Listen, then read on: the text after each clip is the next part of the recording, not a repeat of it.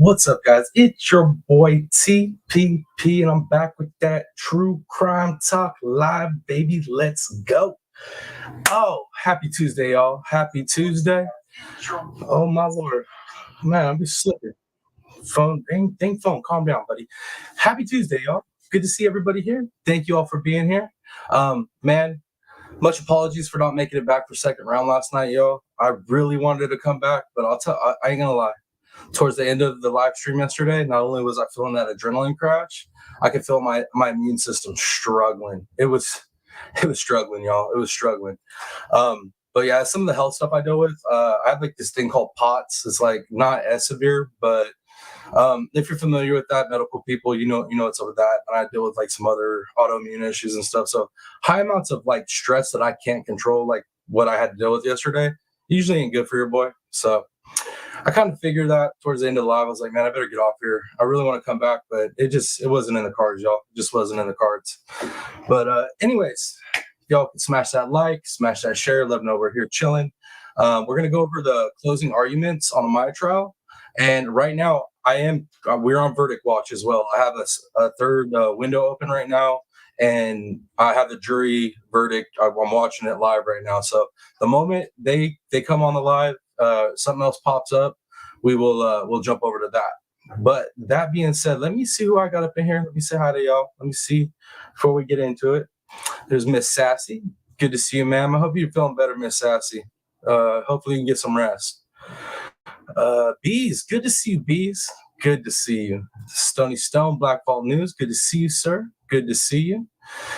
Dakota Parker, there you are. Good to see you. Thank you for being here. Miss Ruby Joy. Let me see. All right, there it goes. Good to see you, man. Good to see you. Miss Pat Gaines. Good to see you. See you later. See you later. Good to see you.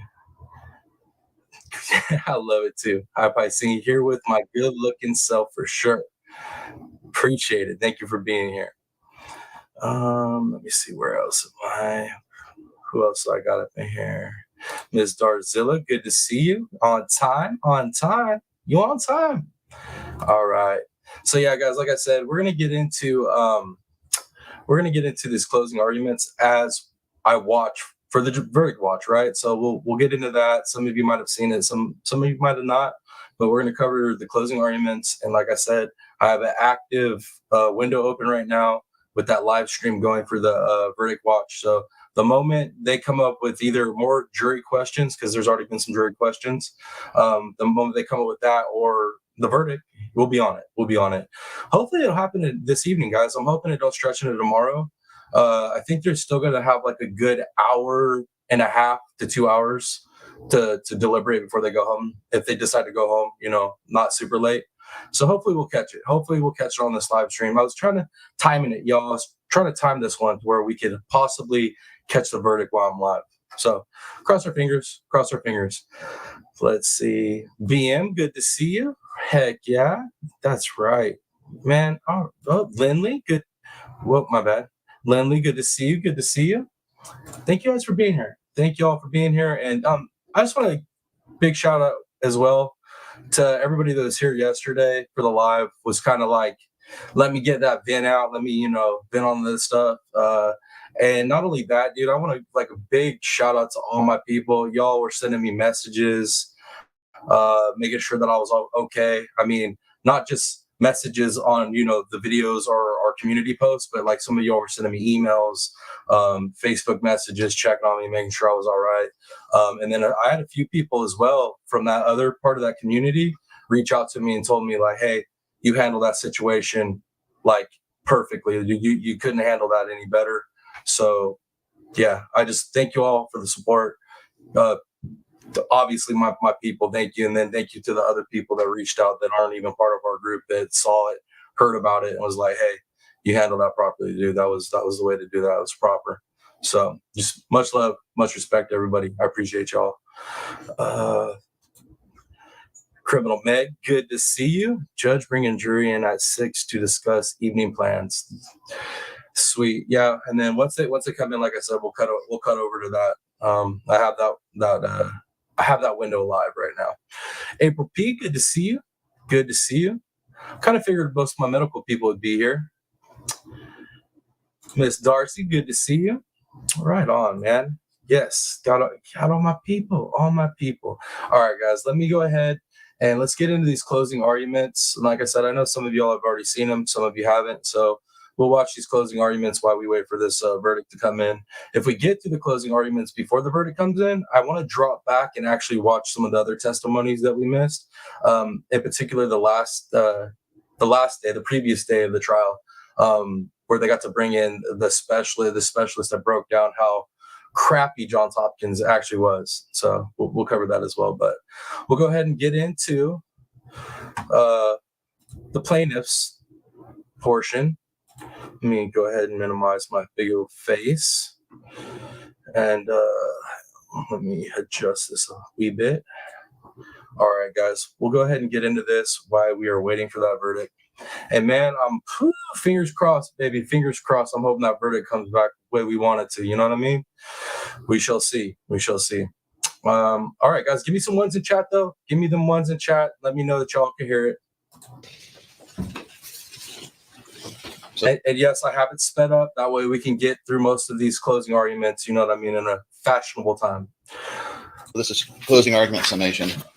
And, last night I couldn't sleep very well, obviously, for all the reasons. Gator Hater, good to see you. Good to see you. Terrific Tuesday, everyone. Heck yeah, better than the Manic Monday I had yesterday. Whoo, I tell you what. And I was rolling around, and then I woke up, and it just came. And I'm seeing the ones. Moto Mom. Heck yeah, there's Moto Mom. Good to see you. Darzilla, thank you. Thank you all for hitting them ones. I appreciate y'all. Thank you. Thank you. TLC is me. Good to see you as well, man. God, man, I got you all up in here. Thank you guys for being here. To me, that we've been spending 9 weeks together, and you know what I know, and I know how I reacted to all the facts. And realizing that suddenly I just had a great sense of comfort and confidence. And I went to sleep like a baby because I don't have to do that much convincing, nor would I try to do that much convincing. I'm going to try up here to make some connections for you, to try to help you back there, to give you some tools to work with. Now, I'm going to be up here the first time for about an hour and 15 minutes, out of which about 20 minutes, Mr. Whitney is going to come up and help with some of the verdict form math. That is not my forte, so we decided to split it up right there and give you the best we could do. And then a couple hours for these guys, and then I'll come up for a final 45 minutes and rebut whatever they're saying and make some closing arguments. So what we have here is a great American family, right? They're hardworking. They are devout. They are patriots. They have done everything a family should do. And none of what happened to them should have happened to them. It should not have happened to them. Your job is to figure out. Criminal Med, perfectly said, Criminal Med. Listen to the first thing he says, do no harm, 100%. When I heard him say that, you're the first person I thought about, straight up. Why it happened to him, how it happened to him, and what ends up being justice for them. In this case, for reasons that I still cannot fathom in many ways, Johns Hopkins doctors who are supposed to do no harm just blew up this family. It's beyond me. And I just have a difficult time understanding motivations. I understand more based on what we heard there at the last from Dr. Cochran about some of the whys of how it would happen. And Nick has reminded me, and I want to say this out of the box, for certain reasons. Miss Dumpling, good to see you, man. Good to see you. Jennifer B, I'm multitasking, but I'm here. Jim B, I appreciate you being here. Dumpling, sorry I couldn't make it to the Summer Wells live last night, man. After the day I had yesterday, I really wanted to go to that live too. I just couldn't make it. Let's see. Yeah, I definitely wanted to be there. When I say none of this or all of this, this that I am talking about is what happened to Maya back with Miss Beatty. That is what I'm talking about, that period from October 7th through January 14th. That's what I'm saying when I'm saying this, none of this, or all of this. We got some action in the court. Let me expand this. Y'all can hear that, right? Give me some ones. Let me know if you guys can hear it. I don't know if it's the verdict's in or if they got more jury questions.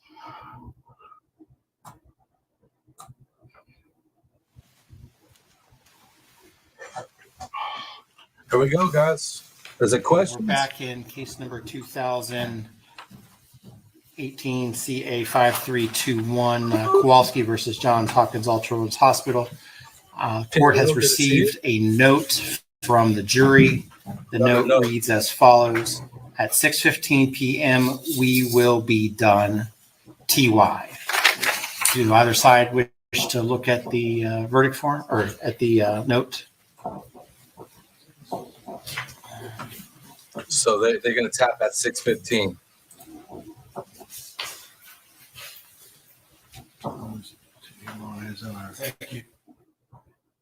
Thank you for the time breakdown, Dakota. Man, I was hoping they were going to be, hoping they were going to get to the verdict today, man. I really was. I really, really was. I was hoping I timed it right. We could listen to the closings and then the verdict would pop off shortly after the closings. But you know, it is what it is. I know what my view is. I think they're just done for the day. I think so too. I don't think they're gonna go. So, I had asked everybody to be back here at 6 o'clock so we could basically. Good to see you, Steph B. Good to see you, Miss Joanne.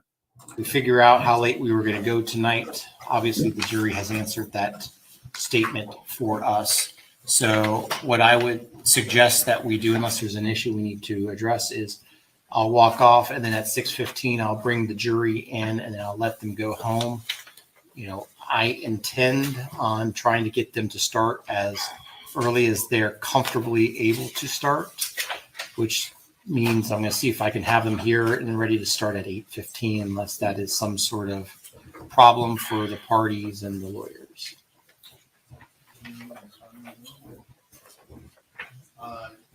You're going to leave it up to them a little bit, though. Well, They'll have to be here at 8:15 when they start. you don't have to be here. I mean, if you want to be here, you can be here. But remember, I love it here. tomorrow is the day that one of the jurors has so I can't remember, is it 3 o'clock that they have to finish?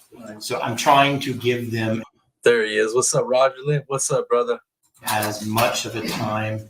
And, I don't think I can really start much before 8:15, but Yeah, I got that, Judge. That's a good call. I think 8:15 is What probably time are you on like us here? 4:30. Sure. 8:14. I don't think there's. Miss Fred, yay, someone to entertain me. That's what I'm here, man. Just for you, Miss Fred. Really Doing think not much anything right that we here. have to do, Right. other than just to welcome the jury and then So send them on their way. I just didn't know what your honor's pleasure was. I think 8:15, unless I get some pushback from the jury. You want to try 8 or 8:15? I think 8:15 is probably better for staff. Yeah. Okay, so I'll be back at 6:15. At 6:15, we'll bring the jury in, and assuming that they don't have a verdict, which I think this note suggests that's the time they're just calling it for the evening, we'll have them initial the envelope, give it to the clerk, and then we'll adjourn for the evening. Okay, I'll be back at 6:15, and I'm just going to leave all the stuff on. I'm not going to turn it off or anything like that. But I'll be back at 6. I know, but there's a lot of. Miss Fred, you got some bows to make? Well, I plan on being up here for at least a good hour, maybe 2 hours. We'll see how it goes. So, hey, keep you entertained while you're doing them bows for sure. Folks that have to come even earlier. And, let's just do it. All rise. This court's in recess.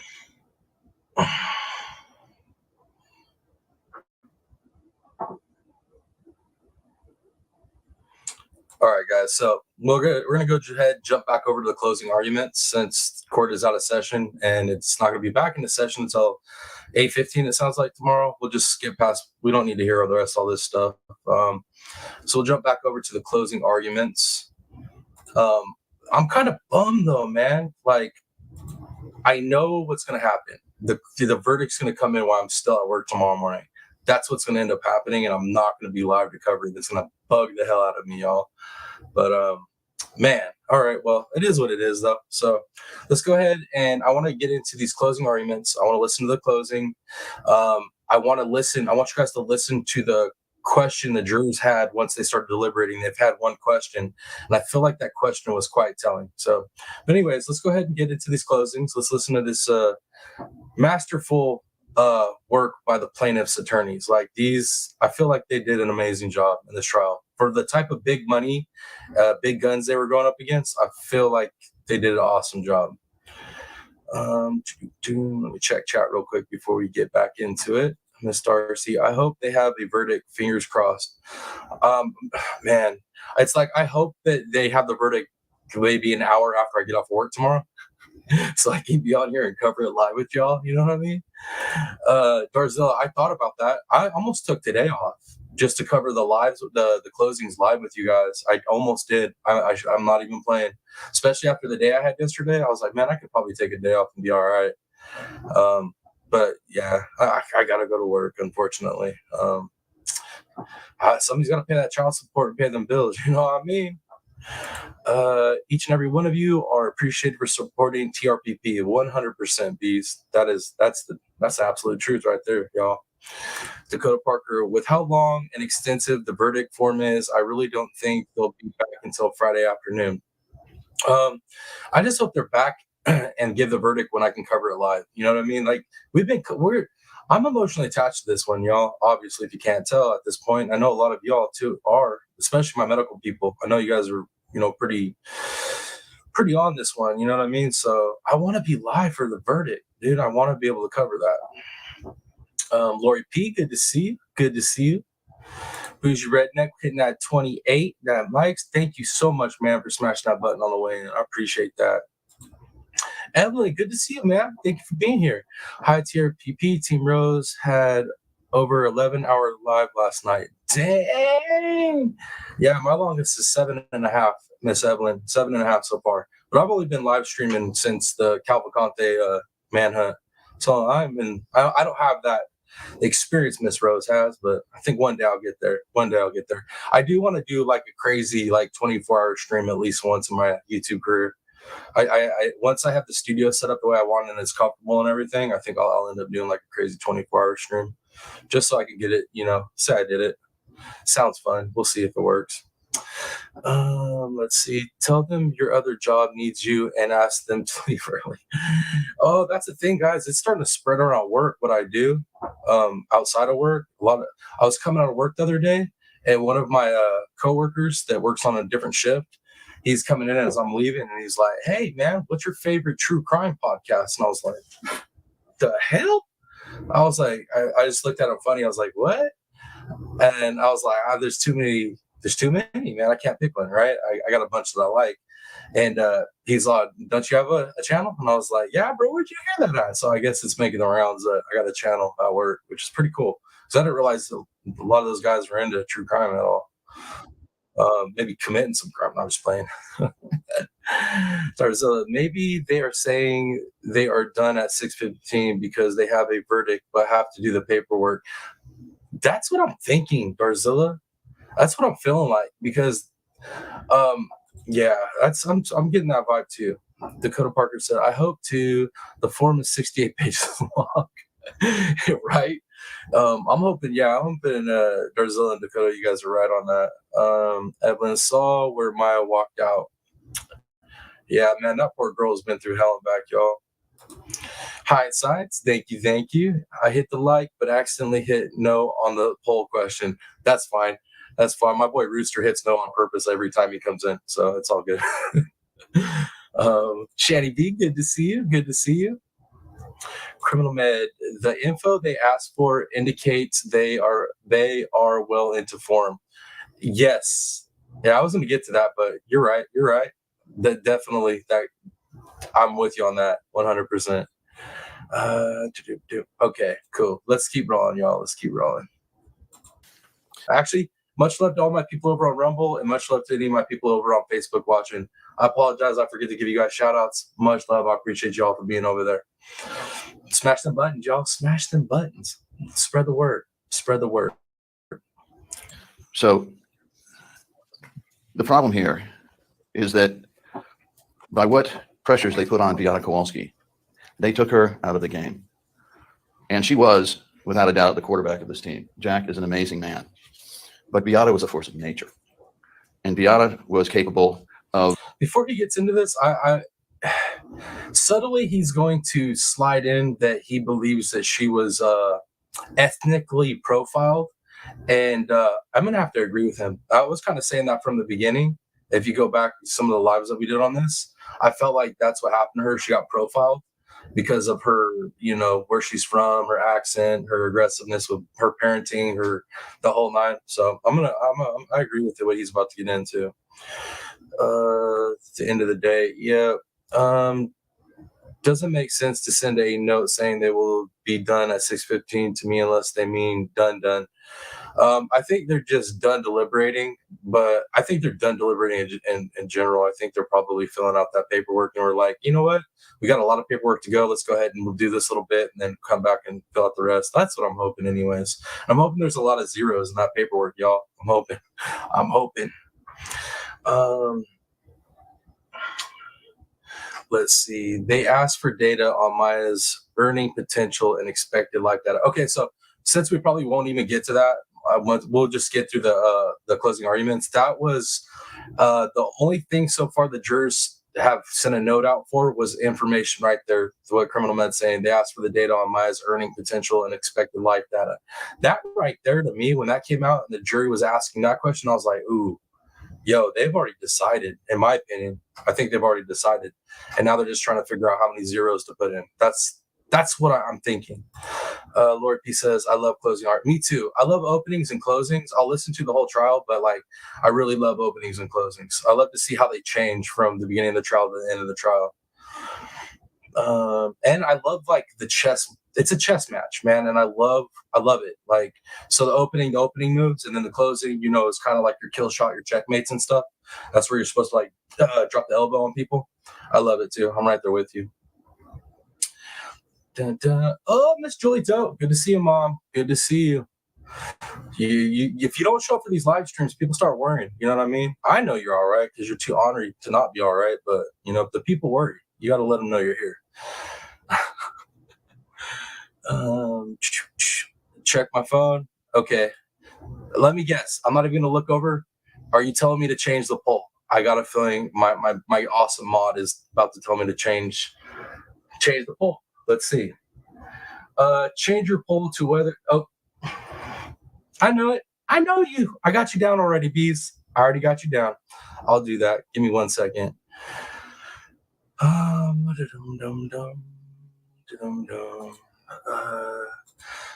Criminal. I was.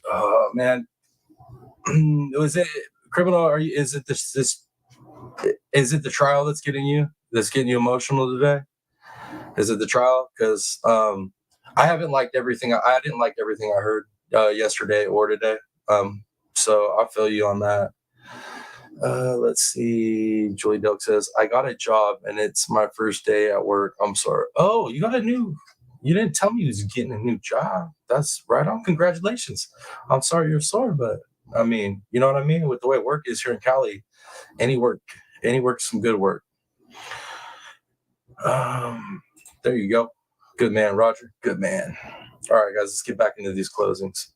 Of incredible amounts of work, tenderness, love, compassion.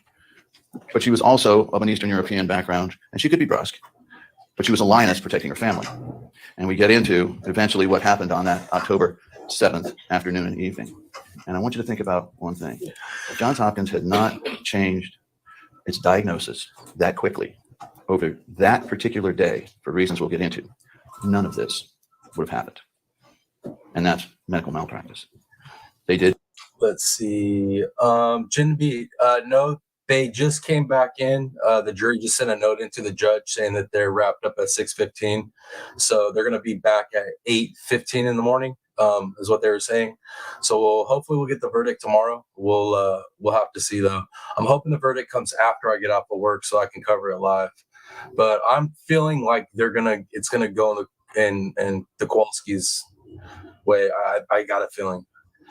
Darcy said, oh my God, the kids today, they broke my heart even more today than Whitney broke. Yep. Gone to get the jury.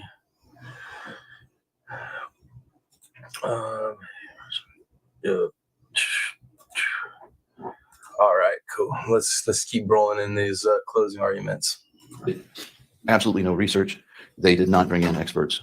They did not have anybody who knew what they were doing examine Maya. And from the Kowalski standpoint, 6 days before, they had been back in with the same complaints, which is gastroparesis, which is from CRPS, right? And here they come in 6 days later, and it's completely changed. Now they're somehow treated like criminals. They're treated as though there's something wrong with them, even though, and consider it from. Dude, this is his closing right here. It really irons out all the details and really paints a picture of what had to have taken place for for them to flip the script the way that they did, and all of a sudden make these parents look like they're the issue. And what he's saying right here, I believe that's what happens. What happened? From their point of view, they've been coming to this hospital since literally before any of the CRPS symptoms started. They've been going there for 15 months and they never had a problem. They had support. And let me tell you, I don't think that everybody at Johns Hopkins All Children's Hospital was bad, wrong, or evil. There were some good people over there. Some of their outpatient doctors were superb, but something was very wrong with this hospital. And as I was saying, I think Dr. Cochran got to the heart of it with the culture there. It seems to me that anytime you put together an organization where no one can speak up, no one can comment on anything that's going to rock the boat, you're going to get this type of situation. You're going to get a situation where a Kathy Beatty can run wild and no one will catch her, no one will slow her down, no one will get her out of this and away from Maya. There simply was no accountability at this place, none. So what you're trying to do now, and the way I was really thinking about it was, why don't I go through some of Johns Hopkins' defenses? Because I figured that if we got rid of the defenses, then all that would be left would be our case. And then it would be much easier for you to make up your minds about things. So if you look at some of their theories that we heard in opening statement, one was that Maya had come in emaciated and they saved her because they put weight back on her. If you check out Dr. Wassenauer's weight, she was 27. Little mama, good to see you. Good to see you. Thank you for smashing that button all the way in. I appreciate that greatly. Y'all, I dropped another poll for y'all. Hopefully I worded it sufficiently and gave you enough options before Bees sends me another message telling me I'm messed up again. Kilograms 1 week before she went in there, and she was 27 kilograms when she was out 2 weeks later. So that theory's gone. That they had kept her off or gotten her off a bunch of drugs. You can look at the admission to see what meds she was on at the time. You can look at the discharge summary and see how similar it is. Nothing there. Nothing there. They argued that ketamine bad, ketamine scary. Ketamine worked. And they themselves, in their own routines and methodologies, they actually had a ketamine infusion process. So it wasn't the fact of infusing ketamine. What it was dosage. And they tried to scare everybody with the idea that these dosages were extraordinarily high. They worked, didn't they? They worked. And you know this because if you take a look at the progress through January through August of 2016 and the videos we showed you about how well Maya was coming along here. Now, the crazy part of this is you listen to this whole closing argument, right, by the plaintiffs. It tracks with the whole trial, right? I mean, it all lines up. Man, when we get into the closing by defense, they like literally give a closing argument ignoring most of the stuff that's said in the trial or trying to just refute it, even though there was like people getting up on the stand proving these facts are correct or truth. It's so frustrating to listen to. But anyways, you can see how well they worked. Through all of this, keep in mind, there was never a bad lab. Usually, if there's a drug that's going to really mess you up, if you are having some significant problems, one of the things you do is you look for the blood test for the liver primarily. What you're looking for here is to see if there's any substantial changes. Criminal Med said you can't go on financial incentives. You must be patient-centered and get the insurance companies and insurance companies out of it. I 100% agree with that. Let me see. Miss Darcy, TPP flip over. What do you mean? I'm not sure. What do you want me to flip over? Jury demanding testimony of the financial data, or they can't award. That's what I'm thinking too. Is like when they asked for like the Maya's potential earnings and all that stuff, I was like, oh damn.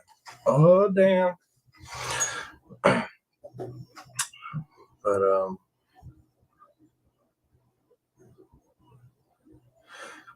Yeah, and like I said, guys, I'm pretty positive they gotta have a verdict.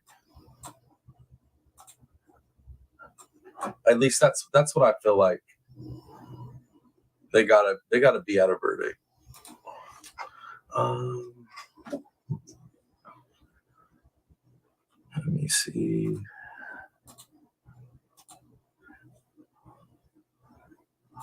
Dakota says, I think they are telling you to go to the actual trial. Oh, okay. Let me flip back over. I mean, I'm sorry. Asking if we should offer a readback as a, That's what I was suggesting. so perhaps then, since both sides are okay with me offering a readback, is to tell them all the evidence you have all the exhibits that are in evidence. And if as it relates to witness Kirby, we can ask the court reporter to see if the court reporter is able hey Sam, to good to see you. type up the testimony. Now,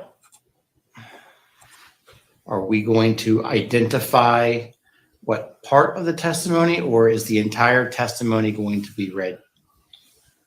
If they ask for it. I do not believe was longer than 30 minutes max. I just can't please you, bees. I believe we were in and out on that. Mr. Whitney has a different memory. I recall that being exceedingly brief testimony, and I don't think there was much cross at all on it. So I think that if there's an agreement to read it in just as to that specific, fine. If not, reading the whole thing is not going to take that much time. This is not like, 2 hours of testimony. This was a pretty basic. She was on Zoom. I wish we had it recorded. We could play it back for him. Grandmammy Andy, good to see you, man. Thank you for smashing that button on the way in. Was it recorded? I don't know. I don't know if you can record Zoom on the court proceeding. We don't do that. Okay. Didn't think so. Judge, if we're going to read it back, I think we read the whole thing back. See you later. Thank you for that. I appreciate that, y'all. Don't forget to subscribe, Bush people. And my recollection is similar to Mr. Anderson's. I don't recall this being more than 30 to 40 minutes. Well, my recollection of the case law on readback is as follows, that if the jury's asking for it, then obviously we can do it. And certainly that's not a problem. Obviously, are we opening the door for them to start asking for readbacks on everything, which of course it takes a lot of time. And, I can tell them I don't know if we're going to be able to get it for you overnight or not, but I'll say it's going to take some indeterminate amount of time to get it back. But unless the jury's request is specific, I don't want to do anything other than read the entirety of the testimony. Unless the parties jointly agree to some narrower scope. And maybe if you do get the testimony tonight, you can discuss amongst yourselves It's certainly reasonable. Who's your redneck? This trial is stressful. That ain't no joke. Once we get it, That ain't no joke. Me and Criminal Med need a vacation after this trial is over. Me and her have been like in correspondence on a daily, constantly over this trial. Correspond with the defense and ask them, and if they don't, again, I do not believe that it's a particularly onerous amount of time. So what we need to do is find out about the transcript, which I'm fairly sure we can get done overnight with only a half hour worth of testimony, and then provide it to Jim B, when did deliberations begin? I think they were in deliberation for like 4 hours. I think I could be wrong. Maybe both of us talk and then read it back to them tomorrow. I don't have any objection, since they have only identified this one section out of everything in the trial that they need. I would think under the case law, it would be appropriate to at least suggest that, rather than error in an objective fact that should be before them.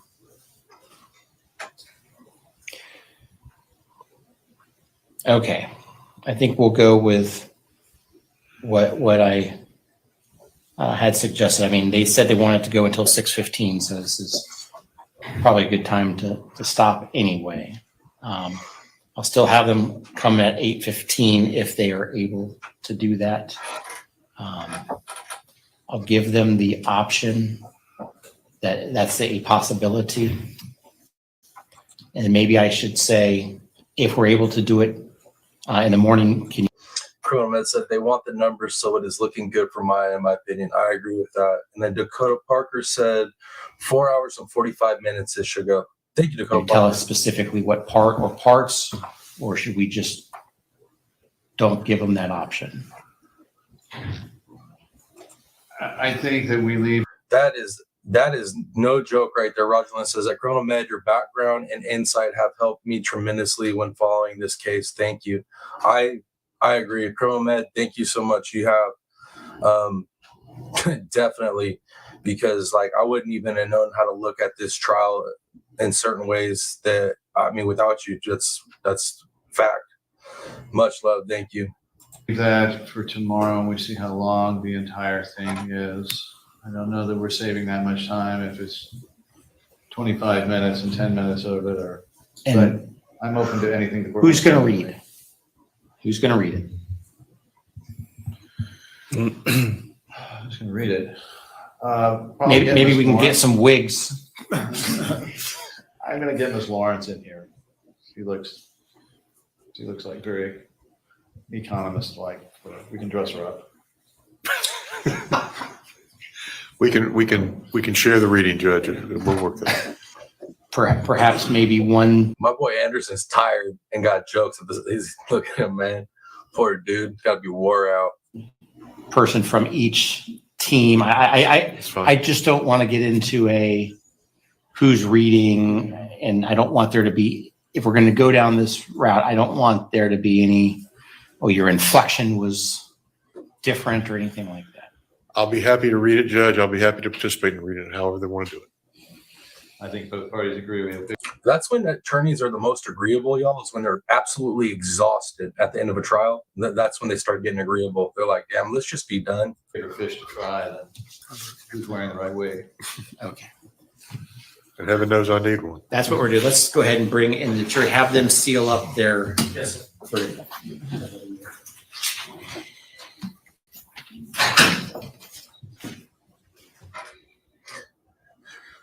Oh man, I guys, I'm feeling good about this though. I'm feeling good. I'm feeling good about this verdict. I am. Man,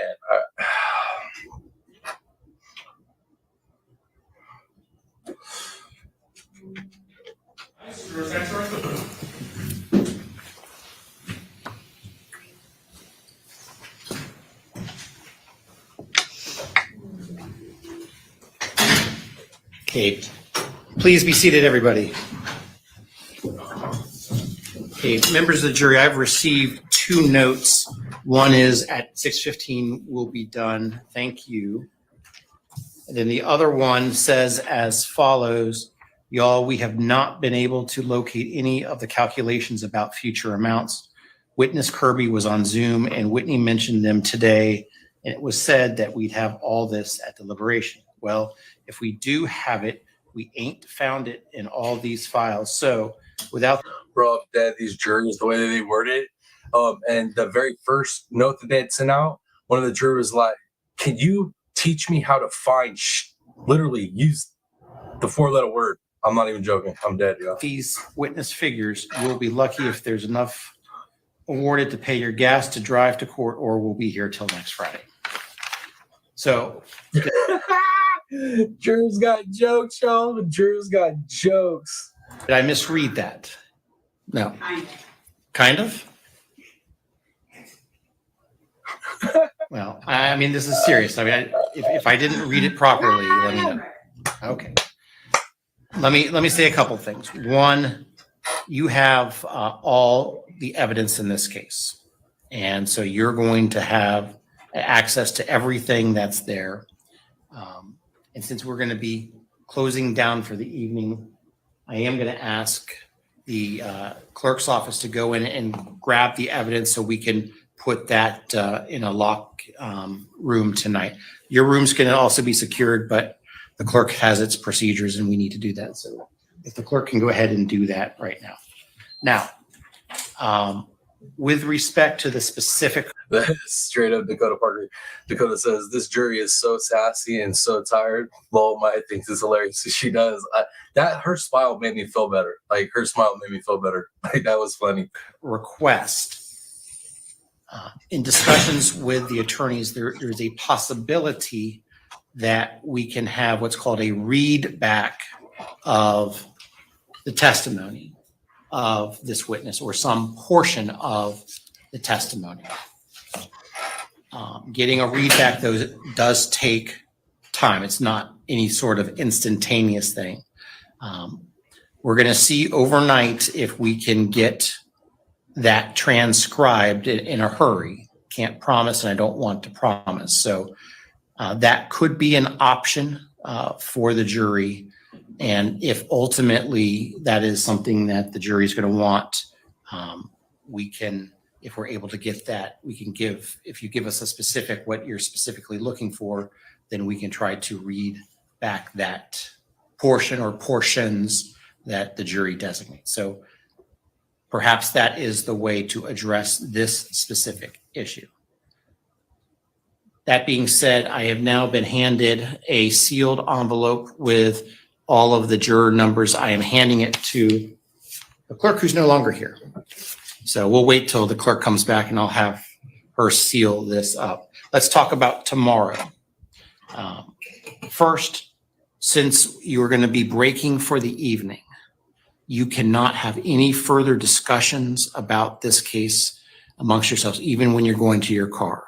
Okay, so you are finished for the evening. You can talk about other things like how wonderful Florida football is and how we're doing so well, but you cannot talk about the case. You cannot discuss the case. Do we all understand that?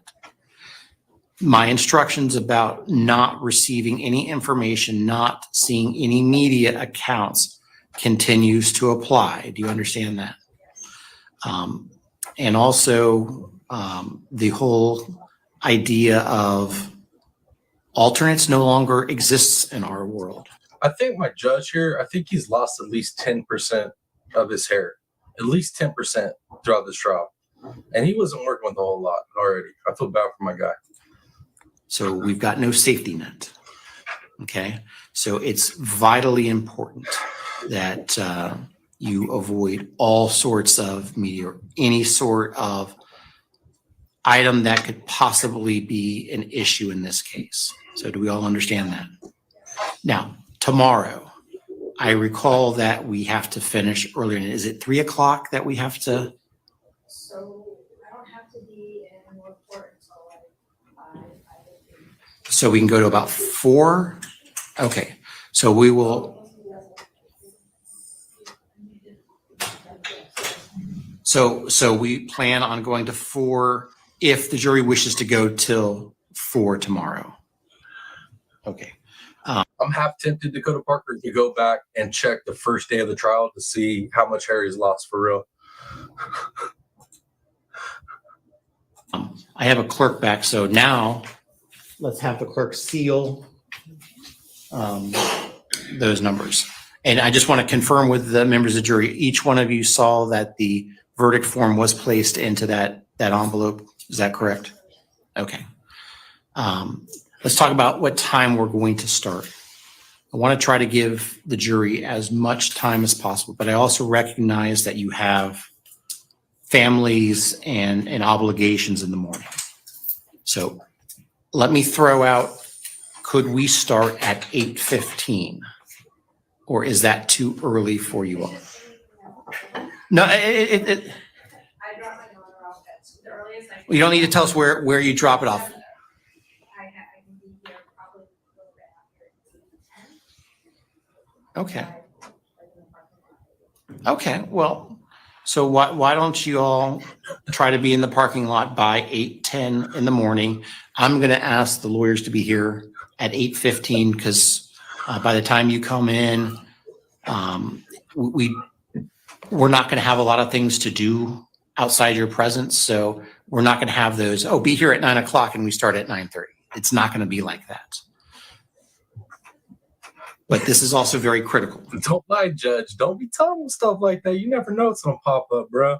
When you come tomorrow and you're, riding with the sheriff and you are going in the back room, you cannot start deliberating. You can't start talking. We will bring you out. We're going to give you back the verdict form, and then might have some more information about the read back issue. Okay.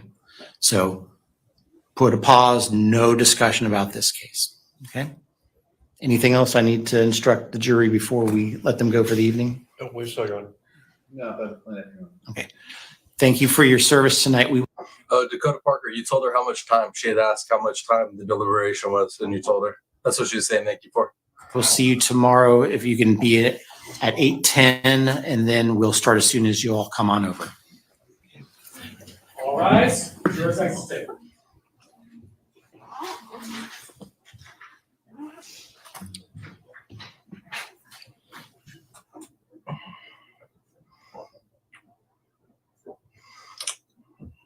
All right, guys. All right. I think that's it. That's it for today's proceedings. But let's go ahead and jump back over into the closings because, well, I want to go back over that visually with y'all because, like I said, I only got to hear it. I didn't get to see it. So let's go ahead and get back into these. Let me see. Oh, lol. Okay, sorry. A little bit spacey. I feel you. Criminal Net said, what a day. Man, you ain't lying. What a day indeed. What a day indeed.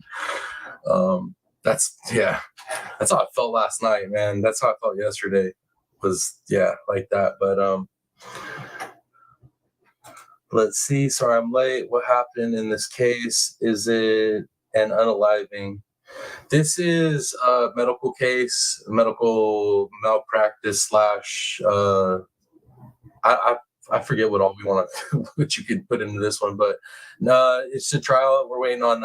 We're in deliberations, so waiting on the verdict. Grandmammy Annie. I'm late too. No worries, y'all. No worries. So tomorrow the court will be back in session at 8:15 to start. I think they're going to read the jury some more information, a read back, and then they're going to go back into deliberation tomorrow. But for the rest of this live stream, we're jumping back and watching the closing arguments. Once we go through the closing arguments, anybody that didn't see them or doesn't really know too much can have a little bit better idea of what's going on, I guess, per se. And then if you just want to be here to hang out and chat and talk and chat, then do that too. But yeah. Oh, you know what, guys? Even though it's off topic, do y'all like the Murdaugh situation? That Murdaugh, oh my lord, y'all! I don't know if you all saw the paperwork that came out, but Miss Becky Hill she put paperwork in. I shouldn't say just her, but prosecution. And they went and they have questioned jurors. There's like 12 jurors that they're saying Becky Hill didn't do anything that she shouldn't have. So in the Murdaugh trial right now, with that whole possibility of them having to have the retrial, I thought like for sure that they're probably going to get it. But now hearing what I'm hearing, that like 12 different jurors are saying that Becky Hill didn't do anything wrong. I don't know if Murdaugh's going to get that trial. I don't know if he's going to get the trial, man. It's pretty crazy. It's pretty crazy. So we got we got 2 jurors that the defense is claiming there's jury tampering, right? And then we have like 12 jurors that are saying those other jurors are they're full of it, basically, essentially. Very interesting, very, very interesting things going on with the Murdaugh trial. But that being said, it's frustrating in itself because all that attention to Alec going on right now is literally taking all the attention off of the Stephen Smith case. And right now, if you watch my last Stephen Smith live, there's big stuff happening in that case, and we've heard nothing now because of Alec. Man, it's so annoying. Kaz, there you are. Good to see you. Good to see you. I was hi, wonderful people. I'll be watching replay again. Heck yeah. Hey, replay is better than none. I'll take a replay watch. Let me see what else you guys saying. Just get your tissues and wine out. That's what I'm talking about. I really do, guys. I feel like they already have the verdict. I feel like I feel like it's going in the Kowalski's direction. Especially after the juries, they're asking for the information they're asking for, the read back, all that stuff is literally the report on what Maya would be entitled to, right? So, oh, Matt, good to see you. Hey, guys, how's everyone doing today? I'm doing fantastic, Mr. Matt. Way better than yesterday, and it's good to see you, sir. Miss Darcy, OMFG, the two that are saying there was probably just wanted attention. That's what I'm saying, y'all, in this Murdaugh trial. Yeah, that's the big news out today is that Becky Hill won. She's defending herself. She's straight up, no, I didn't do that. I didn't act in that. And then we have 12 different jurors saying that she didn't do anything wrong against the two, I guess, right, the two jurors that Alex freaking defense team has. So who do we believe? The two jurors that Alex team, you know what I mean, that they brought in, or the 12 jurors that are saying that they're full of it. Let's see. Yep. And Alec has grabbed money back like a, yeah, I'm telling you, man. I'm telling you right now, I don't like that. He's an evil piece of crap, man. That dude is evil. Bees, hello to all just coming in. Miss Darcy, I think they have it already also. Why else would they be looking for numbers? That's what I'm saying, Miss Darcy. I'm hoping our speculations are right on that. I know quite a few of us, it looks like, believe that they probably already have the verdict. They're just trying to figure out how many zeros to give the Kowalskis. That's what it's looking like. I'm hoping we're right on that, y'all. I really am. B says, thank you all for being here and supporting the Lagoon. That's right, baby. Thank you all for being here. I appreciate it. Oh, there she is, Tennessee sweetheart. Hey, TPP in chat. Woo, what a day between Maya and the new Murdaugh papers. I'm telling you. Hope everyone is doing well. So, yeah, and it's like, I'm glad we're kind of touching on that Murdaugh paperwork because, I mean, for anybody that's following the Murdaugh stuff, it's pretty significant. It's pretty significant. And, yeah, I'm glad we're touching on it now because I didn't really have time to do a whole nother live on it, but I did want to talk about it. So, yeah, 12 against 2. Who are we going to believe? We got 12 jurors saying that everything was above board, and then we got 2 being backed by the Murdaugh defense saying that Miss Becky Hill did some shady stuff. So it's going to be interesting, y'all. Going to be interesting. Let's see. Rogerland, I've got a special bottle of Pina. Forget how to say that damn wine. Ready if verdict goes the way I hope it does. That's what's up. I don't really drink, y'all, but I might have to pop a IPA open for that one. Let's see. Chronomet says, I'm hoping they take the $100 hour triplet, in my opinion. I'm with you on that, Criminal Med. You know I'm with you on that one. Tennessee Sweetheart says, I have always known Murdaugh and his lawyers were as crooked as a picture on the wall after an earthquake. I agree with that. That's why I have a hard time believing these jurors that they brought forward, especially now that we have 12 other jurors that are saying, no, that didn't happen. Thank you, Jen B. Thank you. If y'all could do those YouTube things, smash them buttons. I appreciate it greatly. Sam says, I'm watching, but I got to help with schoolwork, math. Oh, we both need a tutor, lol. I feel you on that. When it comes to that math work, dude, I don't even, my brain hurts just thinking about it. Yeah, Dakota Parker, that's what I'm talking about. The new papers is, they've went and interviewed jurors. They got 12 of the jurors that they've interviewed. 12 of the jurors are saying that Becky Hill didn't do anything wrong. And Becky Hill's already given her statements and affidavit saying she didn't do anything wrong. So we got Becky Hill defending herself, and we got 12 other jurors backing what Becky Hill's saying. So yeah, that's the big news with the Murdaugh situation right now, the Murdaugh saga. as I like to call it. Let's see. Tennessee said the prosecution of Becky Hill responding at Dakota Parker. Yep, I guess I could have said a little bit more clearly and concisely. Stony Stone TPP. So you don't think the judge is dragging his feet and trying to get all the attention and recognition he can? My 100%. Honestly, I don't think this. I don't know, but this judge, I don't think. I think this judge wants to be done. He was absolutely. If anything, defense has dragged this shit out with that paperwork, man. They got that witness up there, right? The head guy talking about how everything was above board, and then they didn't even come back with the paperwork they were supposed to on it. So if anything, the defense has caused this to drag out more than anybody. Every judge though likes the spotlight. I mean, why else are you going to be a judge? You're going to be important. You know what I mean? Dakota Parker. I'm not sure.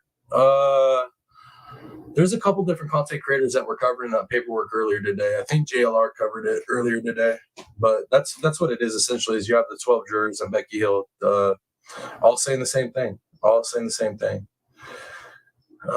So now I went from certain that Alec was going to get a new trial, get a retrial, to I don't know now because if all those jurors, 12 jurors and Becky Hill are sticking to their word, and I don't know. I don't know if it's going to go Alec's way, and I hope it doesn't. I really don't, because it hurt my soul having to say I think he's going to get the retrial.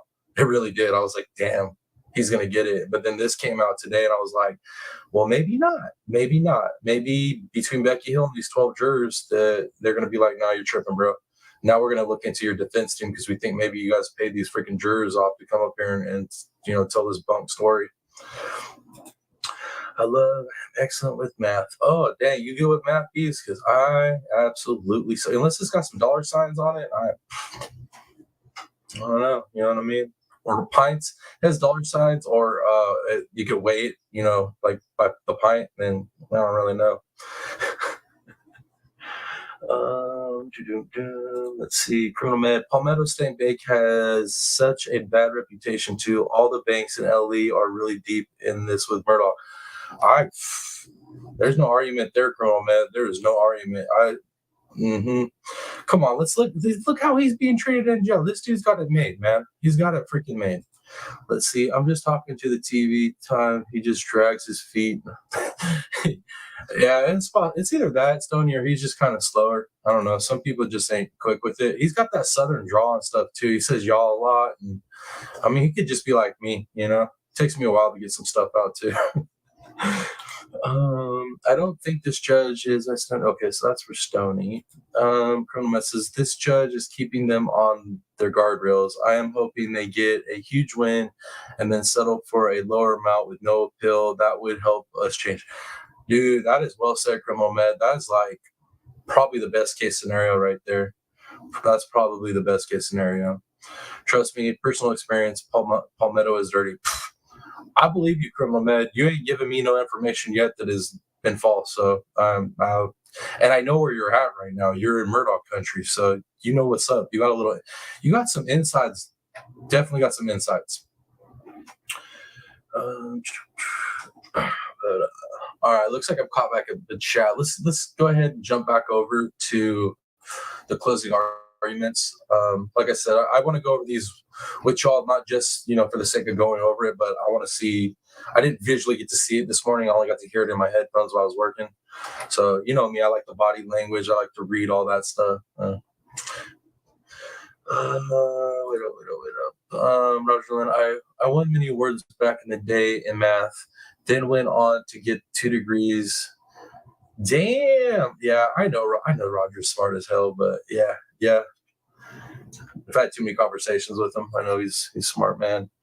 If Poot and Jim are moving those lips, stop the cap. Yo, yeah, bougie. I like how you put that. That's right. I'm telling you. And they messing with no little ball caps, man. These boys wear sombreros and shit. That's big capping. They're big capping. Let's have some wine, Roger. There you go. Let me see. Jeremy says, I know how to add to 20. I feel you. I feel you. Oh my Lord. All right, let's keep listening to this. Let's keep listening. Nowhere can they show you any continued or even, I don't think, any abnormal liver tests. That's an objective test that would tell you whether or not this was the wrong medicine or that there was too much medicine. They argued that Maya's recovery was all due to them. Well, no, it really wasn't. And she didn't really recover. She did much better. CRPS, as you know, is a disease that she's going to have the rest of her life. It's something that you manage. And so by taking her back so many steps, they made things so much worse for her. And it was only Maya's self-discipline and will. And I believe the idea in her head was that she wanted to prove to her mom that she could overcome, that she could do this. But it had nothing to do with Johns Hopkins All Children's Hospital. And she was not cured. And she did not end up with no symptoms. On November 20th, she ended up with a terrible relapse. You'll see the photos of her with a feeding tube down her nose. And I mean, the one thing that struck with me was that if you looked at her clavicle right here, she didn't even look like the same girl. That's how bad that relapse was. And then if you look at Dr. Henschke's records, you'll see that she had another one in 2022. It was simply, Maya had not recovered. Everything that she did herself, and in spite of Johns Hopkins All Children's Hospital. So what else have they tried to say? What are their other defenses? Well, they blame Beata for taking her own life. And although we'll get into a lot of this more, the fact is that Beata was reacting to a maternal instinct that she had almost no, and in fact, no ability to control. It's pronounced Pinot Noir. Pinot Noir. All right. It was the same thing as a mother jumping out in front of a truck to push her 2-year-old out of the way, knowing that it would take her life. And when there's a competition between the maternal instinct and the self-preservation instinct, the maternal instinct is going to win each time. Emotional warning, emotional trigger warning, y'all. It gets like that. Now, let's start on a couple slides here to get rolling. The concept here is that none of Johns Hopkins' defenses that they put out in their opening or tried through the course of the case ever panned out. What they did in this case was pick around the edges and try to convince you that somehow you should doubt this poor girl, that somehow you should doubt Beata. And here she is with a relapse. Let's start at the beginning on the slide if we can. Friday, October 7th, 2016. Before this was an incredibly happy family and a good, strong marriage. And a mom who was overwhelmingly in support of her children. She was proud to be Polish. She was proud to share her heritage. And the focus of her love were her children. She loved Jack, but those children were the center of her life. Jack Kowalski was an amazing man. And one of the things that I really resented through all this is the idea that this man, who was a deputy fire chief, who ran into burning buildings, was somehow a Casper Miltrost and wouldn't take any steps to control his wife. That is, Bro, that stuff pissed me off too, man. They clowned him. They absolutely clowned this man and his marriage. And like that whole situation was, I'm glad he spoke on that. When I heard him earlier when I was at work listening to the earbuds, when he spoke on this, it made me so happy that he defended Jack, because defense made Jack look like a spineless coward. And I didn't appreciate it at all. So, man, I'm really glad he spoke on this. Let me see. TRPP, I woke up this morning thinking of you. You was thinking of me, Bees? Probably because I had a crazy day yesterday. I think everybody that was over here for the live yesterday was probably like tripping out on it. Jim B says I could use a glass of that. I'm telling you, that doesn't really sound that bad right now, honestly. Chromed, they have an email that shows executives joking about betas unaliving. I called it. You did. Thank you, Bees, for dropping that trigger warning. Definitely, if you got them sensitive emotions, it's gonna hit you. Let's see, patient safety, quality of care, risk management, do no harm. Repeat. They definitely didn't do that. About the farthest thing from the truth. He's a quiet man. You saw him on the stand here, but in no way, shape, or form does he lack for bravery. Next one. And I'll be honest with you too, man. I think that's why they wanted to get rid of that juror, the cop, or it was the ex-cop or a cop. I believe they wanted to get rid of him because I felt like they probably thought there was like a kindred spirit between Jack and that cop, because they both, served in different things, fire department, police officer, but you're both serving, right? You both take oaths. And I don't think they liked the fact that dude was asking too many questions, that cop. What are you guys saying in chat?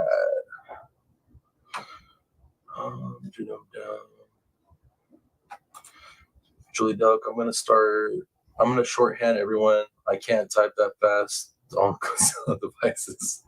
I feel you on that. No, I had fishing on my mind. I need to go fishing bad. It's been ridiculous amount of time for me. Retired Ellie, that's right, retired.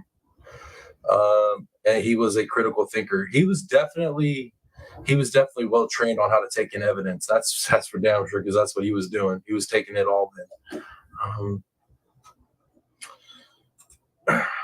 Let's keep rolling, y'all.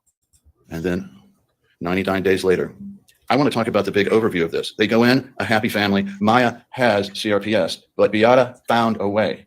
She worked her rear end off, locating the right physicians. Does anybody notice that all of the speculation about conversion disorder all came about before she was diagnosed by Dr. Kirkpatrick? If you look after that point and up until January 7th, nobody thought about that after the proper diagnosis was made. And all of the hospitals that considered, and never even diagnosed, but considered conversion disorder had one thing in common. They missed the CRPS diagnosis, right? So if you look after September 23rd of 2015, after Dr. Kirkpatrick made the appropriate diagnosis, you see that all tapered off because now they knew. Now it made sense. Beata finally got Maya to somebody who knew what they were talking about. She had solved the problem as best as the problem could be solved. CRPS is not something you can solve completely, but you know what? She found a way. She found a way to deal with it for her little girl. She found a way to get through this to the best of her ability and Maya's ability and give Maya the best life she possibly could. She went to doctor after doctor after doctor, searching. All of those that they want to blame on her somehow, that Beata was going to too many physicians. This was all before there was actually a diagnosis made. Of course she's going to do that. She's going to try to find an answer. And she found an answer. And I suggest to you that but for what Johns Hopkins did to this family, it would have been in control. And they would have gone on with their lives to the same successes, and they would have overcome this disease. And they could have gone on very, very happily with Beata there, and each of them able to live their lives as they wanted to. Afterwards, coming out, what do we know? Well, we know that mom's gone. Daughter is so weak she can barely keep herself upright in the car and needs pillows to be able to support herself. We know her CRPS is immeasurably worse. We know the family is in tatters. They have lost in many ways everything that made them up. They still have the love for each other, but they lost the driving force. Nothing was cured. Nothing was made better. Nothing was done to justify that time in there, except, of course, make Johns Hopkins a little more money, about $534,000 worth.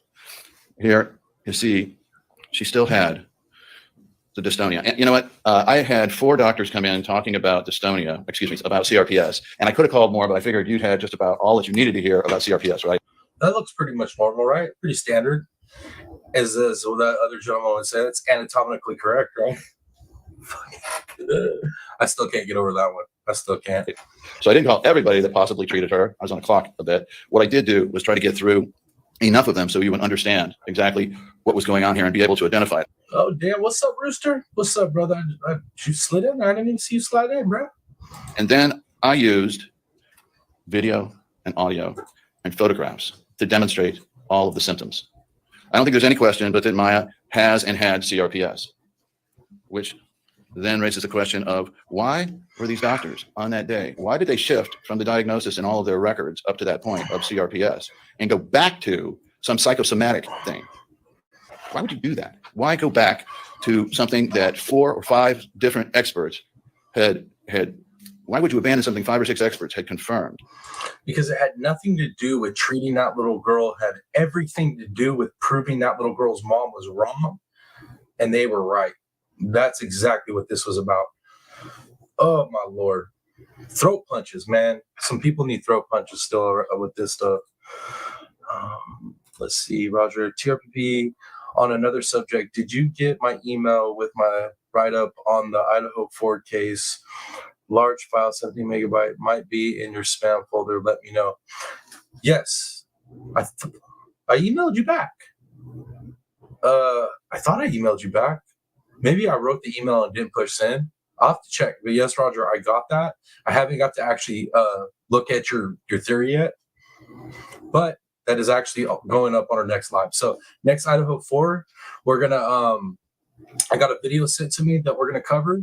And then we're also going to cover Roger's working theory. So yeah, I got it, Roger. I'm excited about that, actually. Really excited because I know that our theories are really, really close. And I'm anxious to see what you got on it. Send me your email, Roger. I'll review it. Yeah, definitely though. I'm excited about that, sir. I'm excited about that. And go back to something that you could only find pre-diagnosis and a speculation from a lot of other hospitals. Not even a lot, too. And if we can continue on, let's go. So on October 1st, as I said, she comes in and she's got the same thing, abdominal pain worsening. The diagnosis is what I was saying, regional pain disorder, which is the same thing as CRPS, right? She has a milkshake after ketamine treatment. She goes in, and here's what happened. She was only in for about 24 hours, right? And she came out, and they had dealt with it. The same thing would have happened on October 7th, but for whatever went on the afternoon and evening. She would have been in and out and continued on her way to recovery. Next one, please. So what happened on October 7th, 6 days after the last time she was in for exactly the same thing? And keep in mind, she had been into this place over 17 times before this. Don't you think if there was some...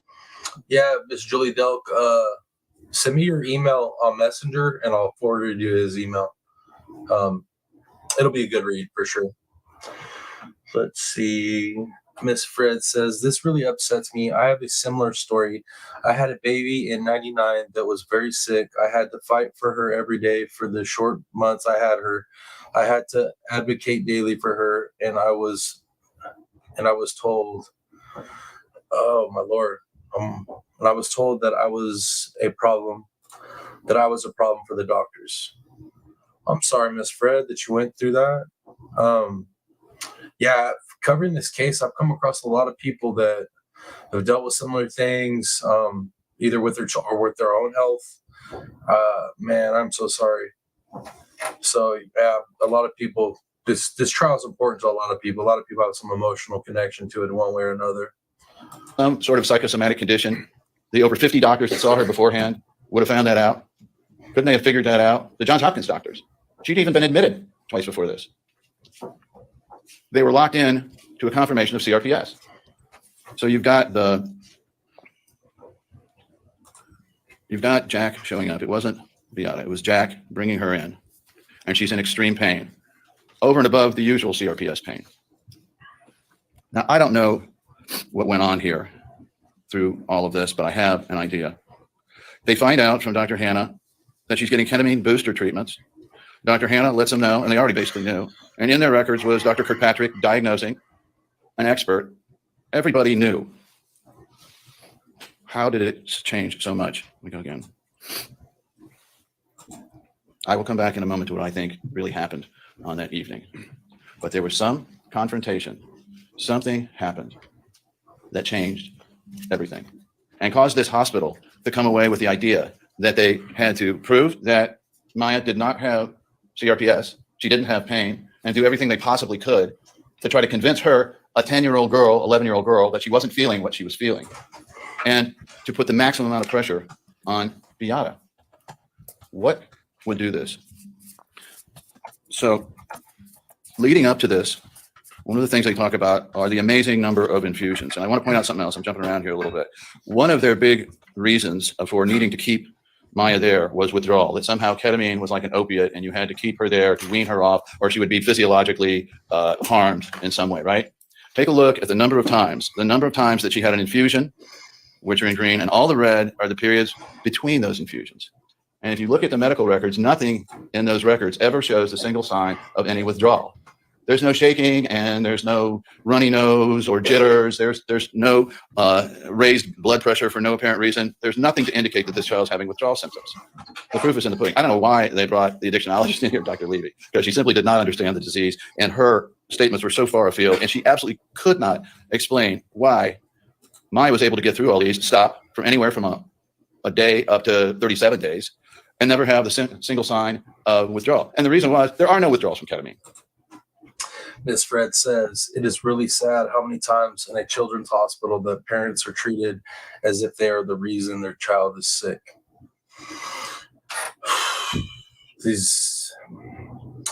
Well, hopefully, the outcome of this trial changes that. Hopefully, at some level. At least we can all pray. Polywaffle, good to see you, man. Thank you for being here.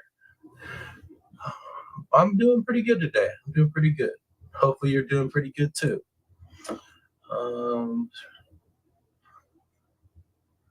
Right, bees, Miss Fred, I almost wonder if those people even have children. That's what it feels like, man.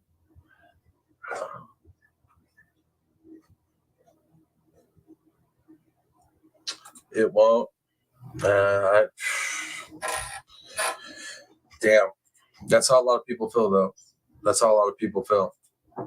That's why all my medical people, all my medical professionals that are in this community, in our community, whether they're subscribers or members of this channel, they are all extremely emotionally invested in this case, this trial, because of that right there, Ms. Fair, because they all want to see change and they believe that if Johns Hopkins gets hit hard enough with this exposure, that they've been exposed, that hopefully something will change. We can pray, right? We can pray. That's what I'm praying for. Criminal Med says, in my opinion, Kathy Bailey had plans for Maya. I agree with that. She was grooming Maya. Media was grooming Maya. You can't convince me otherwise that that lady was grooming her. That lady was grooming Maya. She saw a little girl that was sick but super smart, had potential, and looked at her mom like, you don't deserve her. I deserve her, right? That's the narcissism in her. I agree with you, Criminal Med. I do. I agree on that. I really do. The things that she told Maya, the way that she treated her, the touching, she groomed. She was grooming her. Absolutely believe that. Polywaffle, I've been watching this case all day today. Man, I've been watching this case freaking every day that it's been on. Let's see, Miss Fred. I will come up some on panel one night if you want. I had her and then went back and worked on the same floor she was on, so I saw both sides. Damn. You know what? You know what I think we should do, guys? Criminal Med, I know you're in here. I know I got a few medical people in here. Maybe when we cover the verdict tomorrow, hopefully it's tomorrow. When we cover the verdict, maybe I can get some of you all to come up here. Miss Fred, you can give your experience, and then I can get my other medical ladies up here and just give their opinions, their emotions, you know what I mean? Y'all can speak your piece on this one, because Criminal Med's come up a few times and given us rundown on what's been going on with it. But if I can get all my medical people, or even people that are just emotionally invested in this, that want to, say their piece on it, I'd love to have you all come up and definitely panel, give your opinions, tell your stories and stuff. I think that'd be dope. Thank you, Jen B. TRPP, our initials together, TNT. Oh, my Lord. Bees. Oh, man. That kind of, it's funny, but at the same time, there's some backstory to that one, too, for me. That TNT thing. My mom could probably tell you what that. Yeah. Are we almost at 50, y'all? Are we close? We're at 38 likes. Oh man, come on. We could definitely get to 50 likes before this is up. So you down with that idea, Miss Fred? I think that would be really cool if I can get y'all to do that. Yes, as long as others come up too. Sweet. So Miss Fred and Criminal Med are both game to come up. There's two. We can get some other of our medical ladies up here. I don't know if April P's in chat and all my other dude. There's a bunch of y'all that are medical people.